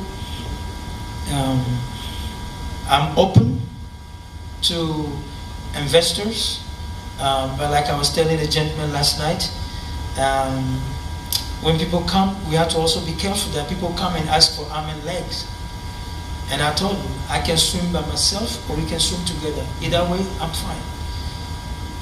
Because you have to look at what was the sacrifice, what was the time spent, what was the monetary value that you put on that product. So most of the time people are so hungry, like we talk in Shark Tank, people are so hungry that they become Mr. 10%. They become Mr. 10%. So if you're not careful, you build something on your own and you end up with 10% of it. So I avoided. I avoided when people told me, yeah, let's sell it, even sell it. No, I waited. When the right time came, I got what I needed. So thank you so much for your attention and for the suggestions and comment. I really appreciate it. We're gonna take that. We have more comments. Okay. So I was just wondering, as you were saying that you were lucky enough, like, to be able to secure most of the fund for your investment. Like, from your experience, like, what do you think, like, most of, like, investors what kind of mistake do they do while approaching for these funds, or when they go to the banks and stuff like that, and how can we avoid it in the future so that to make sure that we get the fund, but in order to secure these sustainable investments? Okay, the first thing is we have to have confidence. You have to know what you want before you walk in the room. I have a team, my team was going back and forth. We were doing a land acquisition. They were going back and forth, people were giving a hard time. I said, okay, let me go myself. So they didn't even know I was coming. I just showed up. And we sat down, 10 minutes, it was done. So you have to know what you want. Okay, this bottle of water on the street can cost you 200 shillings. You go to the supermarket, it will be 500 or 1,000 shillings. At this hotel, it can be 300 shillings. Excuse me, 3,000 shillings. It's how you position yourself. Because if you come and you cannot convince the person from which you need the funding, one is how you present yourself, how you present your case, and people have worked in rooms with less and work out with more based on how they come. You can come, I tell people at my team, I always say, presentation is everything. There is no second chance for first impression. You can work in my office, try to negotiate a $100 million deal, and you come like you just came from Carrico. You know, seriously, we have to take all that into consideration. If I walk to Zipa and look at like I just came from the market and I haven't even went home to take a shower, will you receive me? Will you give me your time?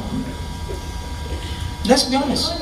It's a public office, so I will receive you and listen, but again I will position you somewhere else. That's the truth, because you will not give me my right value even if I do have it. So it's how you go and present it. And your confidence, before somebody invests in you, when I walk and say, hey, I need $400 million, they have to like me first. Before they say, okay, we give it to you. They have to like me first. And second, they have to know, okay, this guy, he talks the talk, he can walk the walk. So those are things very important. Then they also have to see your track record through your tenacity. I don't give up.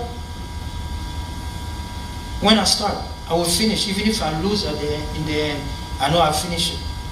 That's what I always tell people. When you start it, finish it. So that gives people a track record to say, okay, this person is going to bail out in the middle of this thing when things get hard and you're going to lose money. This person is going to seek until the end. Thank you very much. You're welcome. That was very inspiring. Thank you guys so much. So we could actually use it in different walks of life, not only in the presentation, but in personal capacity building, you know what I mean? On my side, I would like to thank you for recognizing our work. We truly appreciate it. You're becoming a good ambassador for Zipa. So, this opportunity. Thank you so much.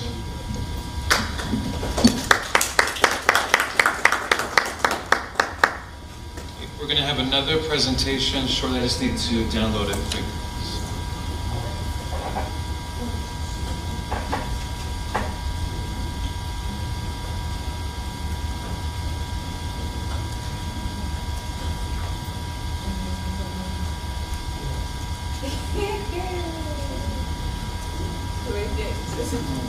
So we're going to hear a different type of presentation by CRDB on green bonds. Yeah, it's a big file, so I just need to download it first.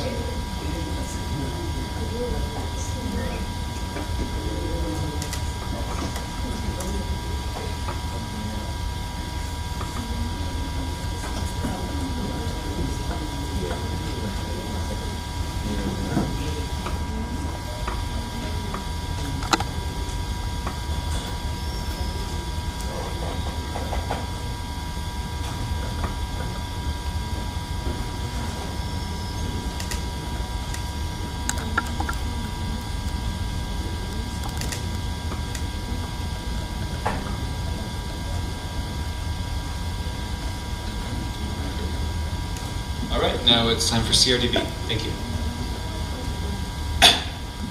Good afternoon, team. My name is Maris Carol. I'm the manager from the CRDB head office, focused on sustainability projects and programs. Thank you for this opportunity to try to elaborate what is CRDB we are doing in the sustainability program and the project. First of all, CRDB is not locally. It's not only local bank, but it's international bank. We operate in 3 countries. Now we operate in Burundi, Congo, and now is in Dubai. For CRDB's current performance is the first bank in Tanzania for profit making, and we are only the bank we certified by GCF Green Climate Fund to secure all funds from the sustainability projects in the program, focus on the adaptation program and the mitigations. So today I'm going to talk about the project we finance under CRDB. Focus on the sustainability and the project as said, as the concern about this workshop. So CRDB, we have the 2 projects. I said this is last day, that we have the adaptation project and the mitigation project. So concern about this energy transformation, I'll talk more about the mitigation project which we offer and which we finance across the country, Tanzania, Burundi, Congo, even Dubai. Thank you for Growth Energy to be our customer in Burundi. Now Credo, we are on the process to onboard them to support their project. So this we are talking things which is reality, not the theoretical. So whatever I'm going to present here is the all project is, if it is qualified, we finance. Okay, for green bond, we raised the bond to support this mitigation project. The bond was raised on 2023, and we secured to raise bond of $100 million to finance project for mitigations on climate issues. And I said that it should be certified by GCF, so we are always address the SDG of the UN to make sure that SDG on SDG number 1, 7, 9, and 15, make sure that the UN in Tanzania is being achieved this through this objective. The slides are being okay. Under green bonds, there is 6 asset classes we support, or project we support. If there is investors, there is a businessman or owner, if they doing this among this project, CRDB will accept that project and we support from the, can be either startup or for expansion or to support in different countries, whatever they need. First project is renewable energy, as the workshop concerned. Renewable energy supports energy efficiency, climate smart agriculture, clean transport, sustainable water and waste management, and the green building. So we are trying to support a project which is mitigations for climate changes. Start with the renewable energy. I don't know if my length is very short or whatever. I'm clear. Clear. Okay, for renewable energy, we support different projects. CRDB, we support solar energy production and plant installations. So if you are an investor and you need to start this project, maybe to support the government, we are supporting this project. There is a windy project. If we go central Tanzania, Dodoma, Ketosito, Singida, there is a ongoing project for energy production through this wind project. So as I said, we are supporting government through this project. And there is hydropower production distribution. If we have that project and we have the viable market, we are ready to support. There is geothermal power production. That's a source of energy, biogas power production, so etc. For renewable energy, there is solar power installation at the mining sites. So if you have the big deal as an investor and you need to get a capital or whatever, said we are here to serve you. Solar home power system for even us, if you build your house or terrace, you need the solar power from Cradle, from Growth Energy, and you don't have any capital or fund to fund it. That's a project. So certainly we are there to support you anytime, but with all precautions to be taken, because we are not just financing. We receive the climate issues, environmental issues, and to make sure that we are compliant with the policy and the procedure of the bank or the country or regulator.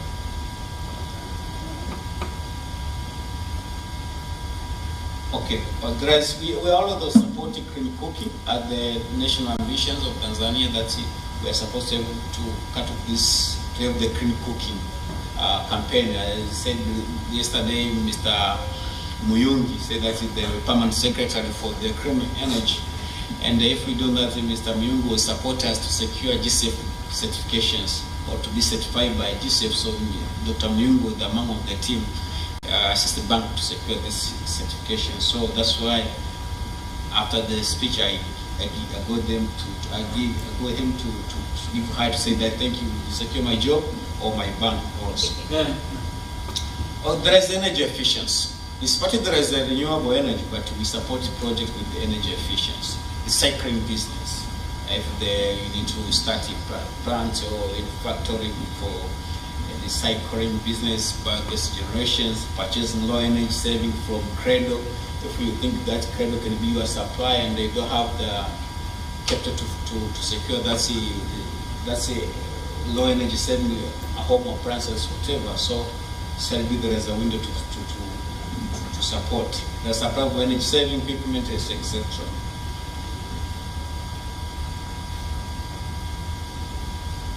There is clean transport support. As Zanzibar is a strategic, you can say, is a strategic city to address the climate mitigation. Because whatever the climate action is happening, then Zanzibar will be affected more because due to the nature of the how it is. So clean transport, you can see the example for Dar es Salaam. There's some rapid transport. So CNB we finance them we financed that company known as Moffat to secure that vehicle.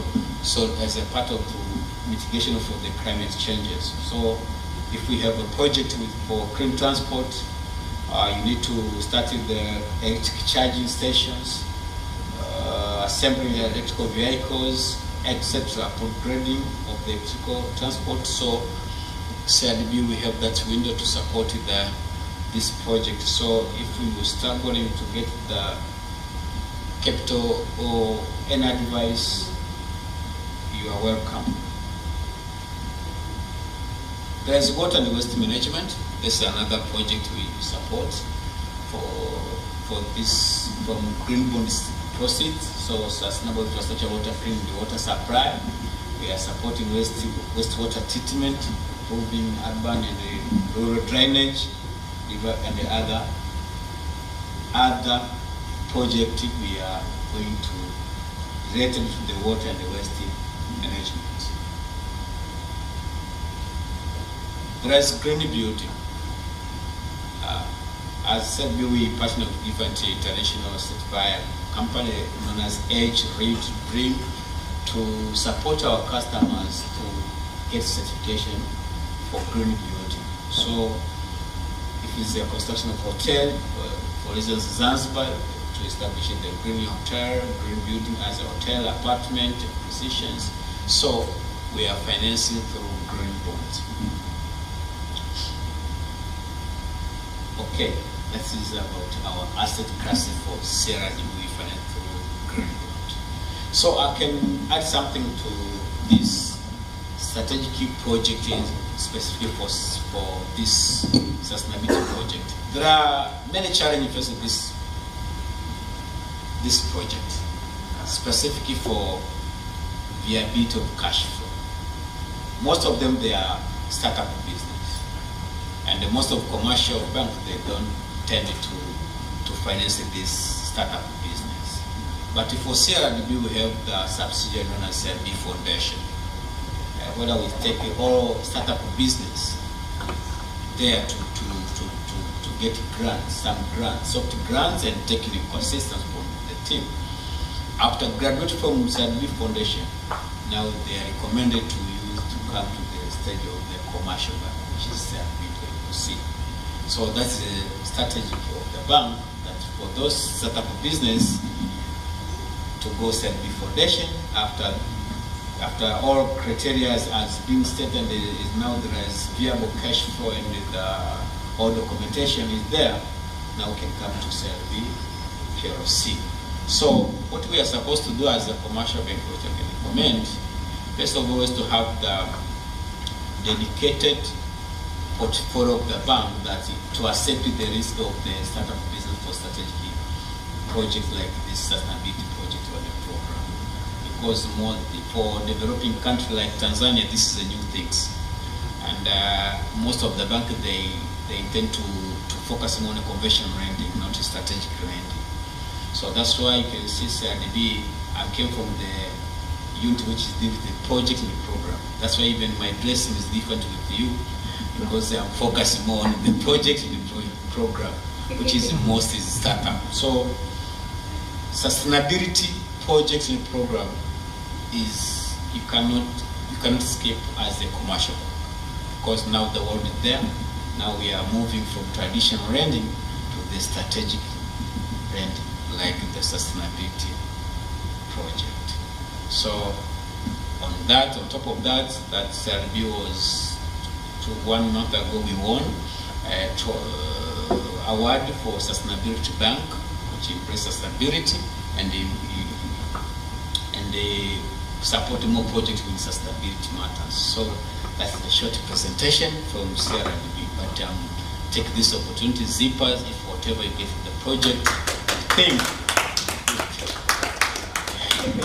you think that they need more intervention from internal bank to get more support, to get more clarity, or to get financial support, CRDB we are there.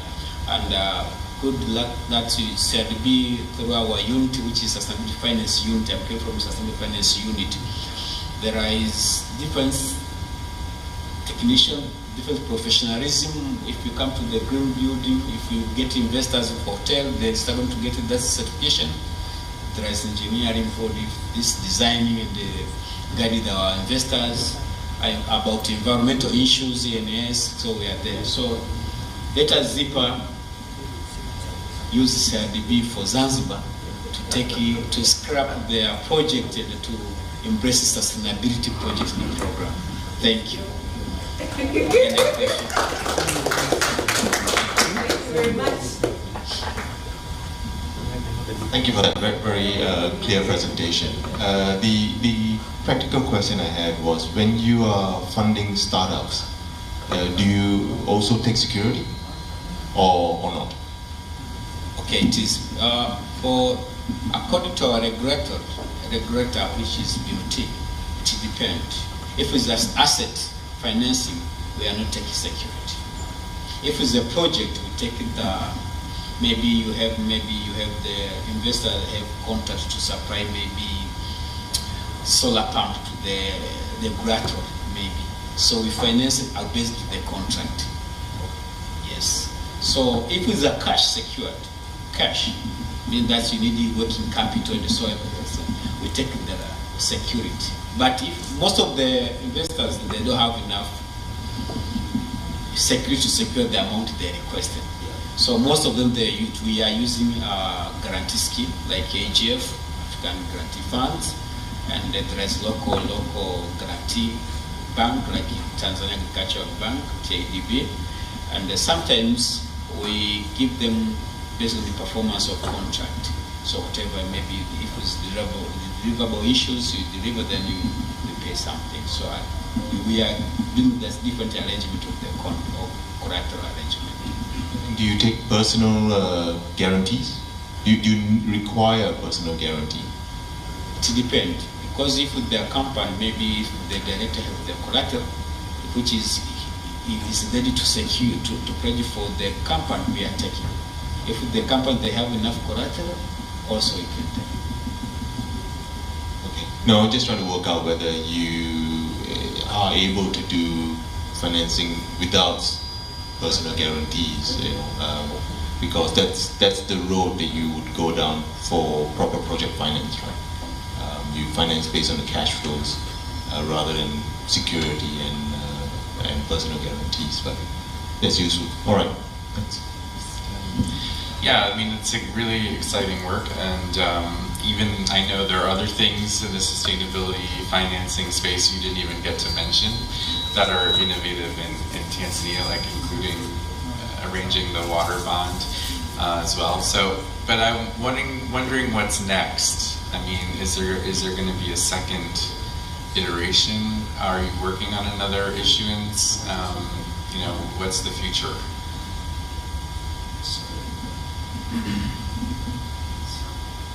Should I take more, or you are responding? Should I take more? So I was just wondering, with this the green bond project or whatever it is, do you also do did you extend it to Islamic financing and stuff like that, or does it only operate on commercial basis? Because I understand that we have other Islamic investors who they don't want to go directly into commercial, but they would rather do Islamic banking. And you, CRDB, I'm aware that you have Islamic banking systems. So how does that operate with the green bond? I think let's take those first. Respond, then we take more. Okay, let me start for Islamic bank. CRDB as it's respect or believing Islamic and non-Islamic. So if with the investors, we are accept Islamic financing. So if we come with the Islamic perspective, we accommodate it. That's why for Islamic banking, we focus mostly we pay supply, then we calculate not profit, but we not calculate interest, we based on the profit. So said we finance it through Islamic. That's why you can see Tanzania regulator now there is Islamic financing policy as a country. So I can say SADB was ahead the government. So we are always accepting, and I know my neighbor, my colleague in MB, they are not down there. They know that we are accept Islamic banking, and we are champion Islamic. And you can see that for Zanzibar branches, most of them we are doing Islamic, not commercial. So if we go Zanzibar branch, Michenzani, Pemba, and Duete, so we are dedicated branch for Islamic. And within our bank, we have the sub-unity, which is Islamic issues. So through this project, we are financed through Islamic banking. Okay, back to the question. So CRDB, as a commercial bank, I said earlier that we are international bank. Every day we are coming up with the different innovations. So this is not fixed only. We are doing. So in time is not enough. Why I was take time. I would like to take you in the agriculture perspective, smart agriculture, on the adaptation technology, renewable energy, how water, source of water, and extra. So this asset was only during the underwriting, but we are going more. That's why we are working with the GCPF to finance this CNG, as to try to CNG these gases and etc. So now we are, later of this year, we expect to do something to raise another fund to finance this mitigation project. Because for this green bond was very limited to only for the mitigation project, not for social or whatever, as my fellow NMB, they are doing the social. But for this was only the trade and everything. So to see there is opportunity within the country, and there's many projects coming. So that's why we are doing research in order when we raise the fund, we can accommodate a variety of projects. So I think at this point, any question? We have another one here from Pedro. Karibu. Yeah, I would like to ask your rate in Tanzania. Is it the same as your rate in Dubai?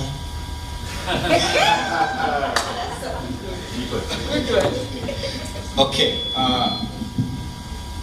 The rate is differ because the currency is different. For green bond, we raise funding from internal local Tanzania local. So we use internal currency.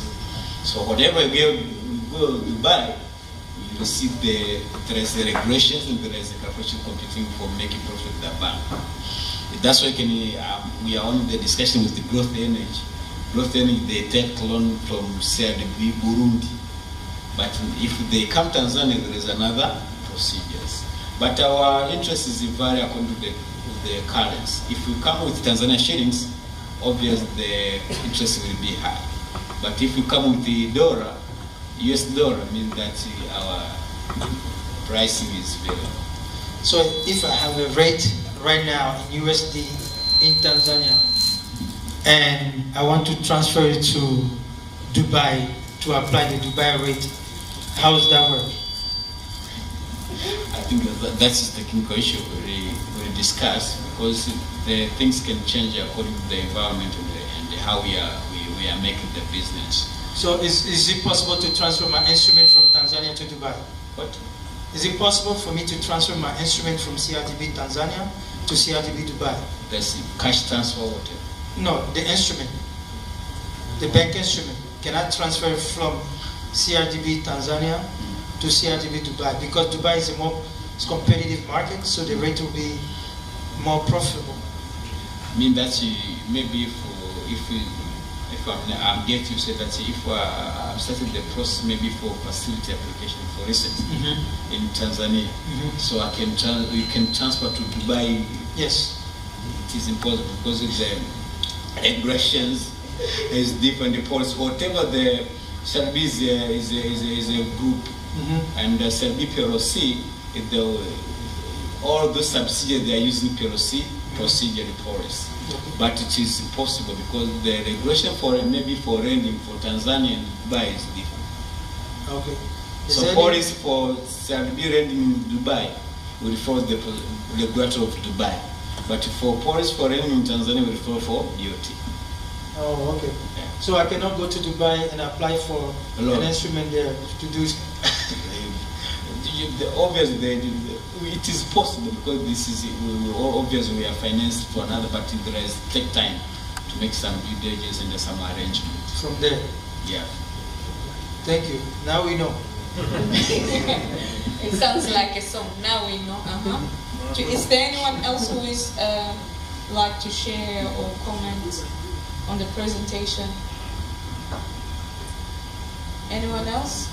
Should I choose? Because I think at least say something. Did you enjoy the presentation?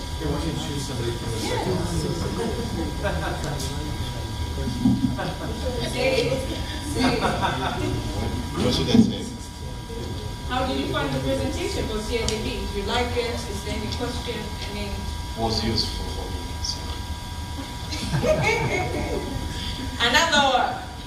Another part of where I have to choose. I'm selecting anyone who's not looking at me. Okay, thank you. Okay, thank you very much. I am Thomas, a finance officer from Growth Energy Solution. Your presentation was really touching, so impressive. As a CRDB bank, you are supporting the renewable energies, green transport, and energy efficiency. So I just congratulate you for your presentation. But the question asked me from Mr. Chairman Credo Energy Group, it is a very critical question. As a CRDB, you are working in different countries, let's say Tanzania and Dubai. Why can't a person or a client can transfer money from CRDB account from Tanzania to Dubai? So I think you should go and research this thing, how you can implement it and be in a good way. Thank you. Do you want to respond? Jason, I think we should have taken this drill where we just select people and they do have ideas, but they need a push. They're too shy. Yes. Okay. This is the critical question, and for CRB Dubai, Burundi and Congo, you can only transfer based on their local currency. Maybe you have your account is for Tanzania shillings, and in Dubai maybe they use another currency. You cannot transfer the Tanzanian shilling to another currency. Maybe you can use the trade finance, means you exchange, then you can transfer. So it is allowed, but that's why you can open an account in Tanzania shillings or dollar or US dollar, whatever you like in our bank. So it is possible, but it depends on the currency of how the country we are operating with the currency. So it is possible, and we are on the arrangement that things to be happen, or whatever you are in Dubai, whatever you are in Burundi, you can use the same account. Thank you very much. Over to you, Jason.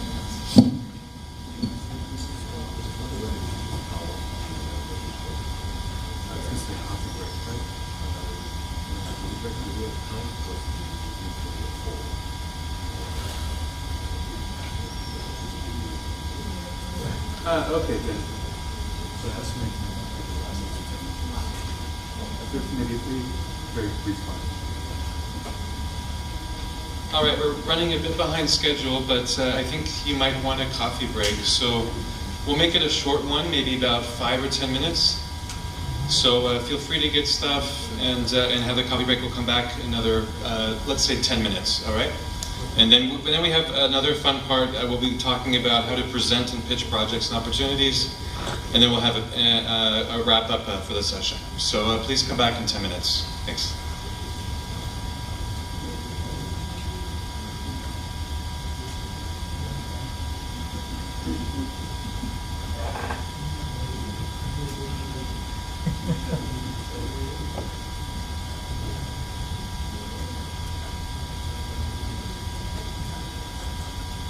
STARES, which stands for the Self-Assessment Tool for Appraising Investment Readiness and Sustainable Infrastructure. So obviously very relevant also for energy projects. So I'm just going to quickly walk through why we at DESA created this tool, what it does, and how it can help you. So the bottom line is, there's actually, in terms of infrastructure financing, I mentioned that on the spectrum of risk and return, infrastructure financing, generally speaking, is considered fairly low risk. But these are very complex and long-term projects, so they're also fairly low return, the type of investors who get involved. However, for various reasons, if you look over time since 2010, there's been an increasing accumulation of what we call in the industry dry powder. So this is basically capital that's lying dormant, that's not being effectively being allocated and utilized to create more opportunities. And now this is a huge problem for developing countries, because infrastructure really is the backbone of economic growth and development. So this is a huge problem, and obviously we want this infrastructure that's going to be financed to be as sustainable and resilient as possible. So what we also saw as a result of our work on the fair was there's not only this unlocked dormant capital, but also one of the main reasons for that is because generally project proposals are not sufficiently well prepared. Maybe the entities just don't have a clear checklist of what an investor, particularly an infrastructure investor, would be looking for, and a clear sense of what the pathway or the steps might be for them to get to that state of investment readiness. So we thought, okay, there is a need in the market for a kind of assessment tool that is fairly comprehensive, but also fairly easy to use. So we have deliberately designed this tool to be very simple, very easy to use, very user-friendly, and something that can be used to look not only at a checklist of readiness for a specific project, but also a screening tool if you have multiple projects that are in your pipeline, to look a little bit and to kind of almost rank and grade those projects by their level of investment readiness, so you can concentrate and prioritize your attention and resources to those projects that are more mature and more ready.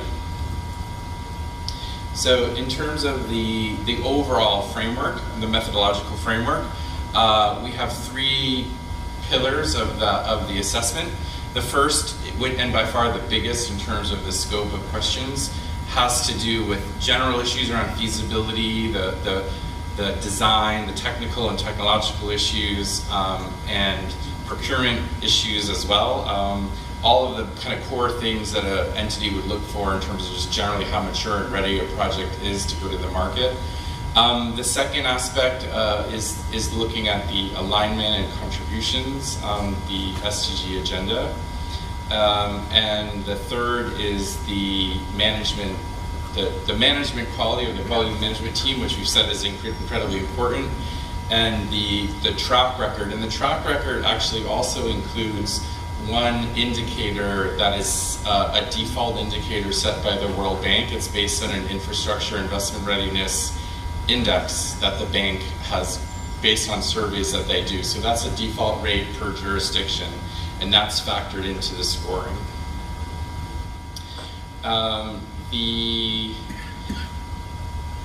The tool is also simplified by having a 2-stage process. So in other words, there's a sort of initial screening, initial questionnaire, which is structured around only about a dozen questions.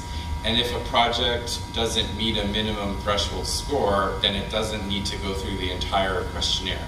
On the other hand, if the project exceeds the threshold score, it doesn't have to redo those questions. Those scores are automatically populated into the full assessment questionnaire, and they do the complete assessment. So this is just a depiction of that 2-stage process.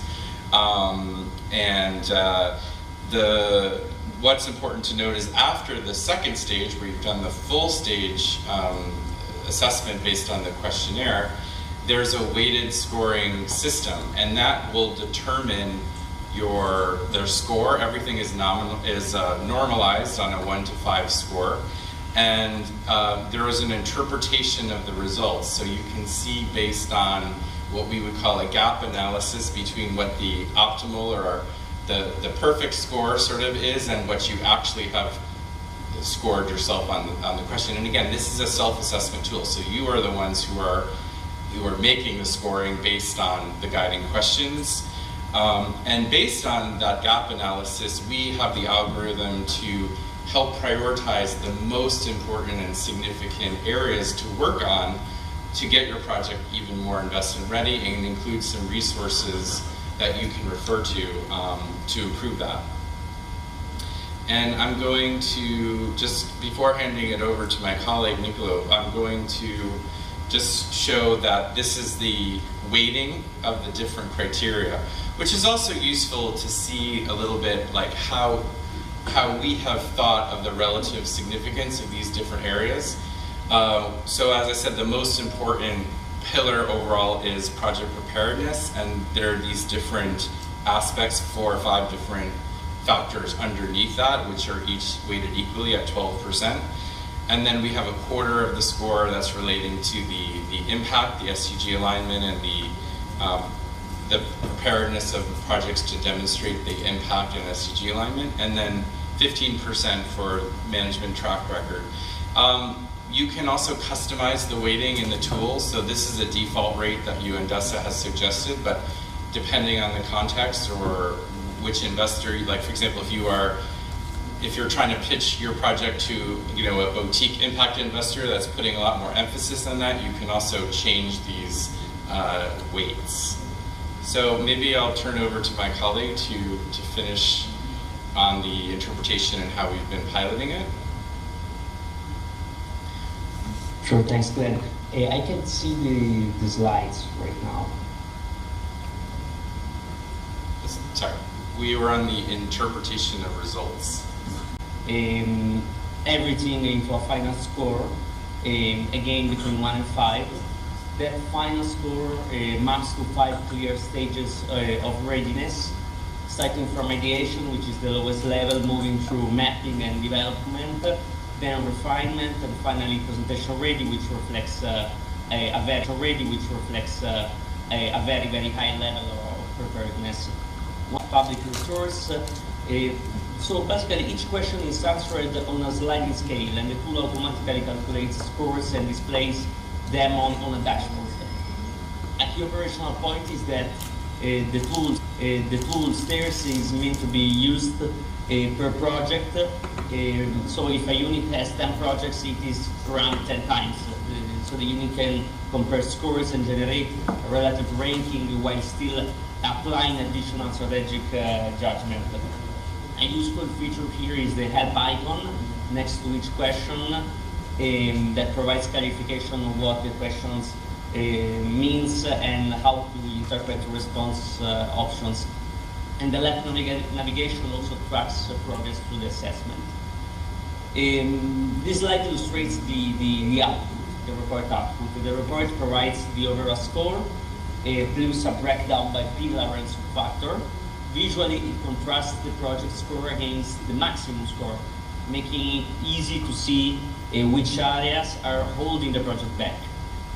The benefit is focus. Instead of trying to improve everything through these mechanisms, teams can identify the highest impact gaps that once addressed must improve readiness.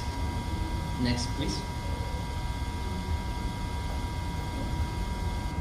So this is where stairs becomes most useful operationally, because the report here highlights a small number of the most critical gaps and provide concrete recommendations and linked resources to support stages, to support the next steps, you can say, if the issues relate to impact framing, approvals, procurement readiness, PPP management consideration, or financial structuring. So the intent is very practical. After the diagnostic, the teams should leave with a short list of what to fix next and where to find also credible guidance to do it. Next, please.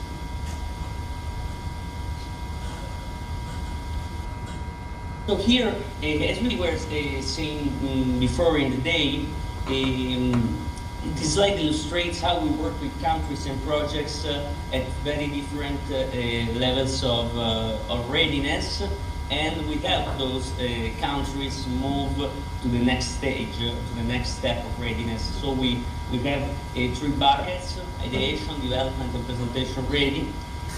For each bucket, we have different types of support and outcomes. So in the ideation phase, our team supports capacity building and coaching on investment project preparation and review.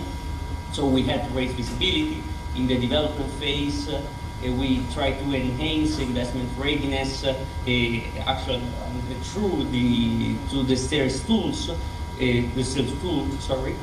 And we also provide technical assistance for project refinement, and we help countries target the right investors. And then in the presentation ready bucket, the fair helps to convene dialogues and also investment promotion events. We connect investors with projects. We try to connect the right investors to the right projects, and also to connect projects to other partners and to diversify the investor base. Thank you. Thank you. And so we forgot to put the link, actually the URL, unfortunately, in the presentation, but it's very easy. It's just stairs.desa.un.org. So, but I mean, feel free to, we'll put it into the updated version that we share. But I mean, you can go on this right now and test it out. We're also happy to get feedback from you. It has been launched. We're hoping to continue improving it. And another thing is we're working with the Sustainable Infrastructure Foundation. We have a partnership agreement, and we are working to embed all of this tool into a larger platform that is widely used by about 65 countries for managing the project development cycle, used by a lot of PPP agencies. It's called Source. And it's also a tool that connects development banks to a project pipeline, so we're very excited about that. But we're happy to have feedback from you, and we really hope that Zanzibar, the Ministry of Finance Investment Agency, will consider also a tailored demonstration of this for your needs. Because we mentioned we've been piloting this in many different jurisdictions with very good feedback. So happy to organize something bespoke for you. Thank you. Thank you.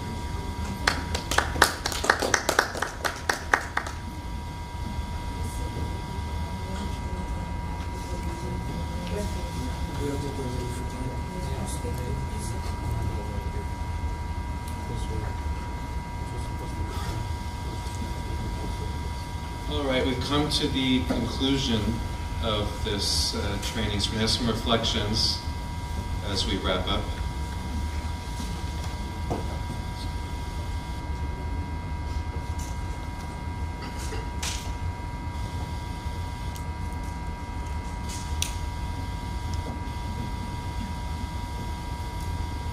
Very good. Well done, everyone. Don't worry, I'm not here to do another 1 hour session. Don't panic, don't panic. I'm just going to take a minute to wrap up and sum up, but also to ask you to scan the QR code when you can, so that you can provide us with feedback. It's very, very important to us to, think about how we can improve the presentations. Right? But in terms of what we've tried to cover, the title of the program is Training on the Bankability of Energy Transition Projects. And we decided to focus on project financing as a structure to help to enhance the bankability of projects. And we try to focus on the very pure form of project financing, which is focus on the cash flows, special purpose company. Because if you think about it, anytime you go to a bank, and if you're offering personal guarantees and collateral, then and if they accept your project and they're lending you money, that's a bankable project. Right? So what we mean when we talk about project financing, bankability in the context of project financing, is we mean to apply that structure in its purer form, right? And the reason for that, as we mentioned right at the beginning, is because if you are able to apply a purer form of project financing, if you're able to make your projects bankable using a pure form of project financing, then you're able to draw, crowd in more capital from banks, from international investors, international lenders, and by able to draw in that sort of capital, you'll be able to do more projects. And for a country like, for a place like Zanzibar, where you've got big ambitions, being able to draw in capital using internationally recognized structures like project financing, will be crucial for you to achieve your next level of ambitions. Right? It will also help you to achieve more, better structured projects, right? So better risk allocation, better structured projects, so that they don't blow up in your face and they don't unravel as easily. So more capital, better structured projects is the reason why we focus on project financing as a key structure in making projects more bankable. The design of the course, we also try to make it more practitioner focused, more practical, more interactive, and more use of case studies. So hopefully you will feel that we have achieved that over the last couple of days. So I think the only other thing I would say is, a big thank you to everybody for really engaging and participating. Hopefully you will feel that that's really made the course more enriching for all of us. It's certainly been enriching for me, hearing about your contributions and learning about the challenges and the opportunities in Zanzibar. So big thank you to everyone for participating. And I would just end by again asking you to please scan the QR code and provide some feedback so that we can take things on board. But while you're scanning, if there's anyone who'd like to give some feedback live, and I find that quite useful sometimes because it's on your mind. If you think there's any way we can improve the course, please let us know while others are scanning the QR code.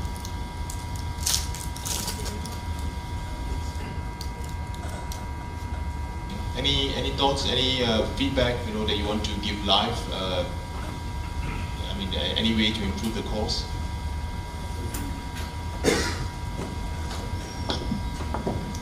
Good evening, everyone. First, I'm grateful for the opportunity, and I think this program made my expectation beyond what I was expecting. But also, what I'll take home, and I'll just give this feedback live, is the fact I've been working in a solar company, so I can confirm the hunger of many hotels to go solar is big, but the problem is always the finances. Even to the big hotels, like 5-star hotels, they may have the funds, but they would like still to have financing because it's risky. So, and I'm happy that the banks are here. So I think all that we need to do as a solar company, I've added some knowledge of how we can make our projects more bankable. So see you soon, CRDB. Thank you. Very good. Thank you very much. Do we have another one? Should we go to our way? If they can volunteer, we force them. No, it's okay, don't worry.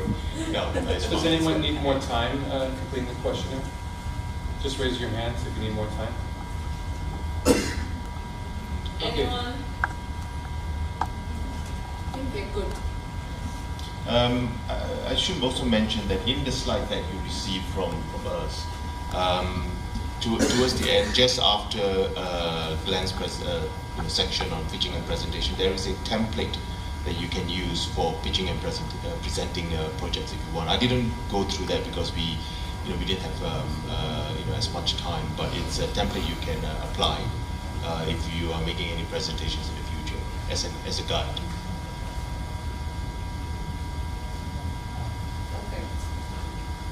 All right, well, congratulations to each of you. This concludes this two-day workshop.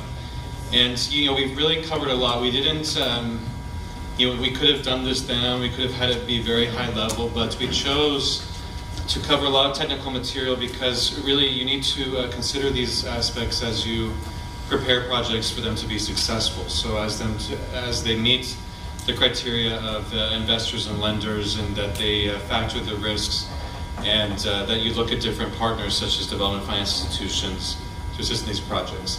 So to recognize your efforts over yesterday and today and your engagement, then we're pleased to present each of you with certificates with signatures from the heads of, from directors in our entities, so UNDESA, UNCTAD, as well as the executive director of ZIPA.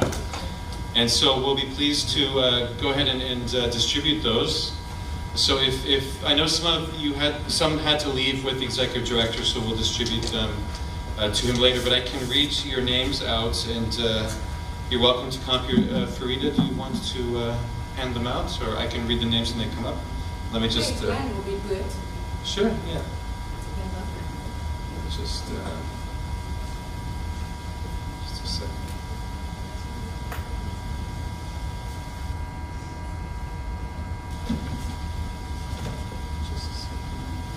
Abdul. There you are.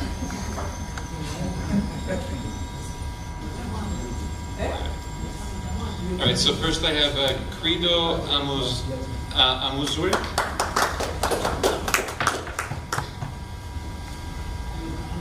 Thank you very much for all your excellent presentation and all your comments. You really enriched this session. It was great to hear from you and get to know you.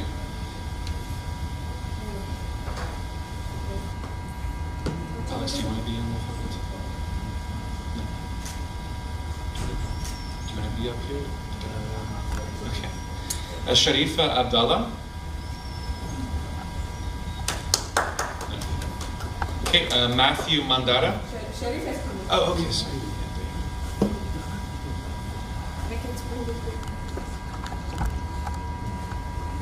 Congratulations, Sharifa.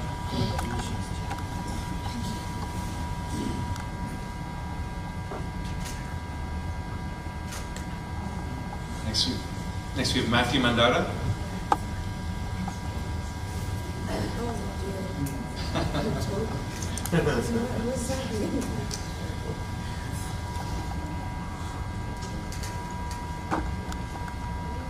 Salum Nassar.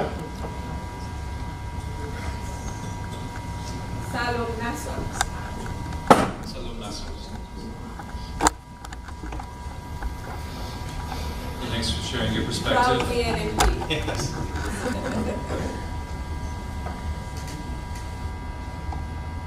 Masika Ali.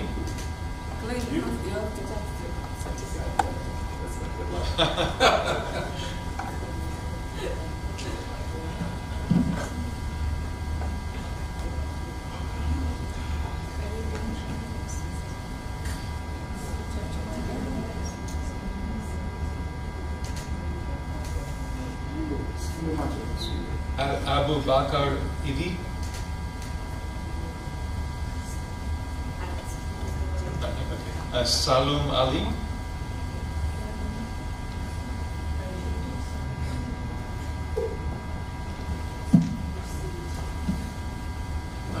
Okay. Suleiman Ali. Yeah. Okay. Zakaria Amos. Or Amos.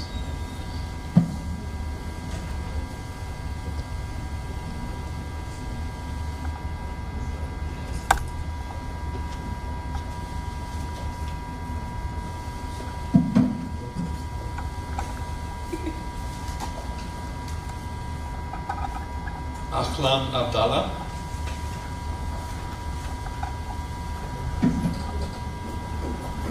And thank you too also for all your participation and comments.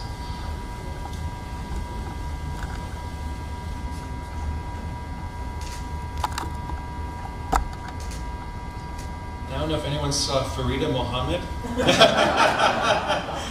Really great round of applause for Farida. She did so much work on the design of this to get each of you here for the follow-up invitations to make sure everything went well with the venue and everything. So, and then also encouraging participation. So really, Farida, you were excellent. Thank you so much. Saleh Mohammed is away right now, our executive director. Shida Kombo. Away. Abbas Kitogo. Mwanaid Omar. Haji, not here. Caroline Manika. Haji is here. Haji. Oh, sorry. I didn't recognize it, sorry. So Haji.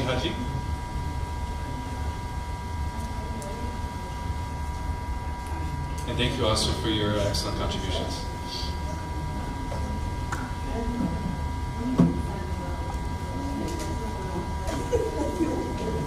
Caroline Manika.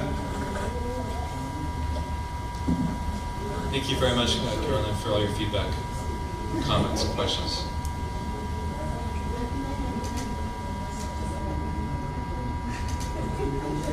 John Okoro. Is he still here? Okay. Tumaini Kaloli. Tumaini. Rahma Madai. Saleh Haji. Saleh Haji is here. Outside. Okay. Hafsa Burhan. Okay. She's outside. Okay. Muramvura Ramadan. I'm sorry, I'm not. That's your new name.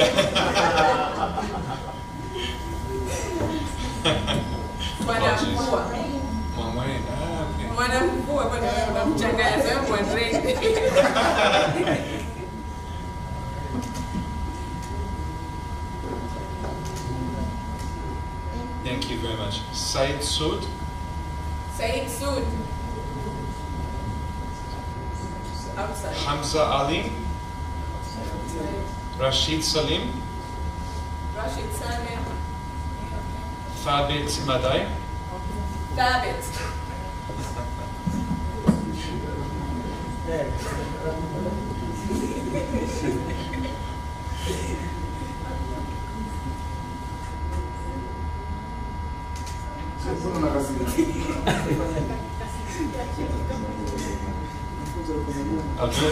Abdul Rahman Said. Rahman. This is the first time he's actually taking a photo, being a photographer. Yeah, thank you so much for all your support. The PR. Yeah. He's dealing with it. Yeah, excellent work. Thank you.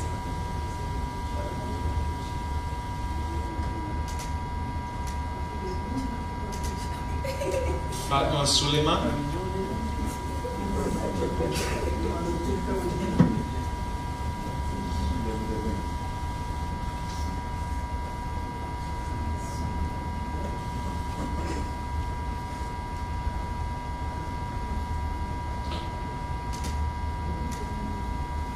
Lubna Khalfan.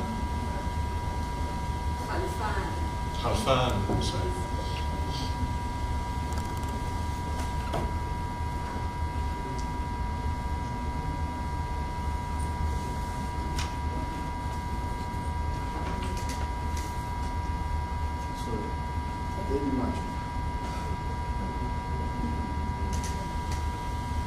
Mtumwa Khair.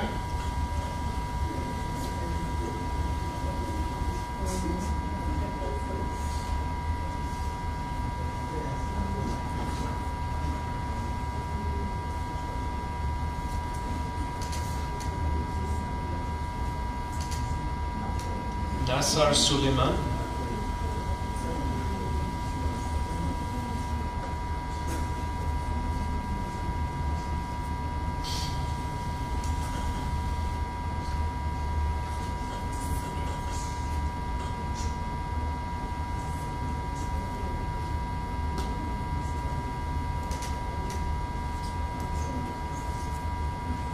Salum Salum.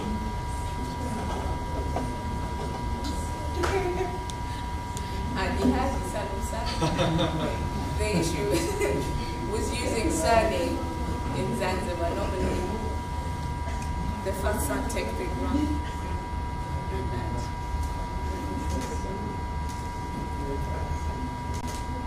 Fatma Omar.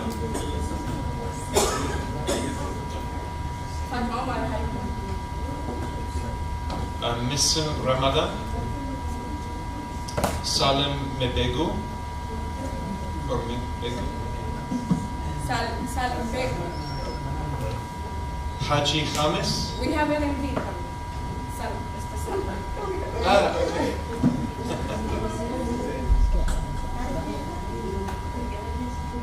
Thank you for the amazing presentation. Yes, thank you. Very well done.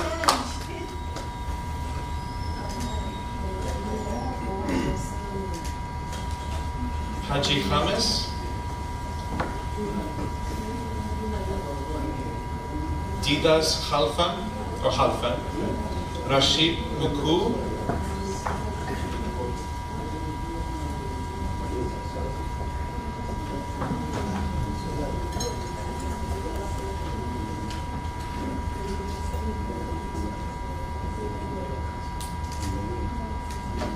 George Robelo.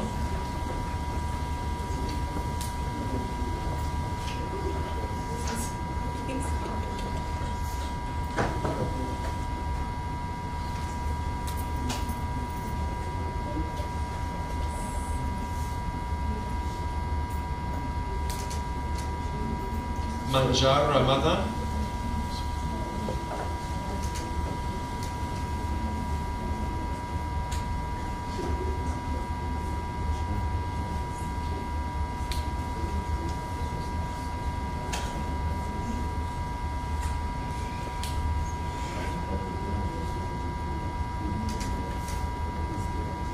Innocent Exavery.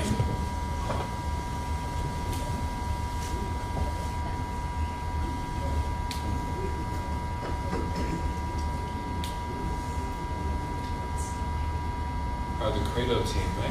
Yes. Also from Credo team, Gasper Francis.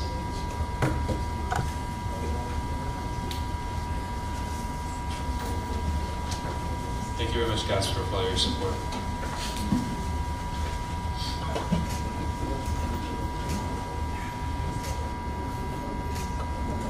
Abu Bakar Khamis. Dika Odum. Omar Musa. Hassan Hamad. Now, Hassan, the executive director had to leave, but we'll make sure that it's signed by him when he returns.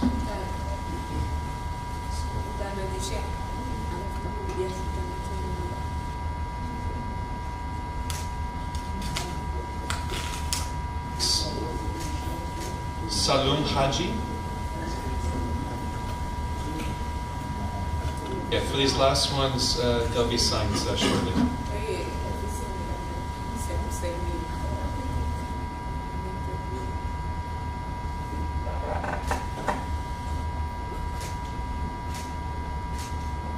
Fatma Hamza,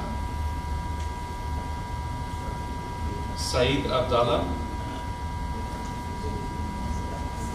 and Yusuf Ibrahim. Okay, so we'll make sure you get that.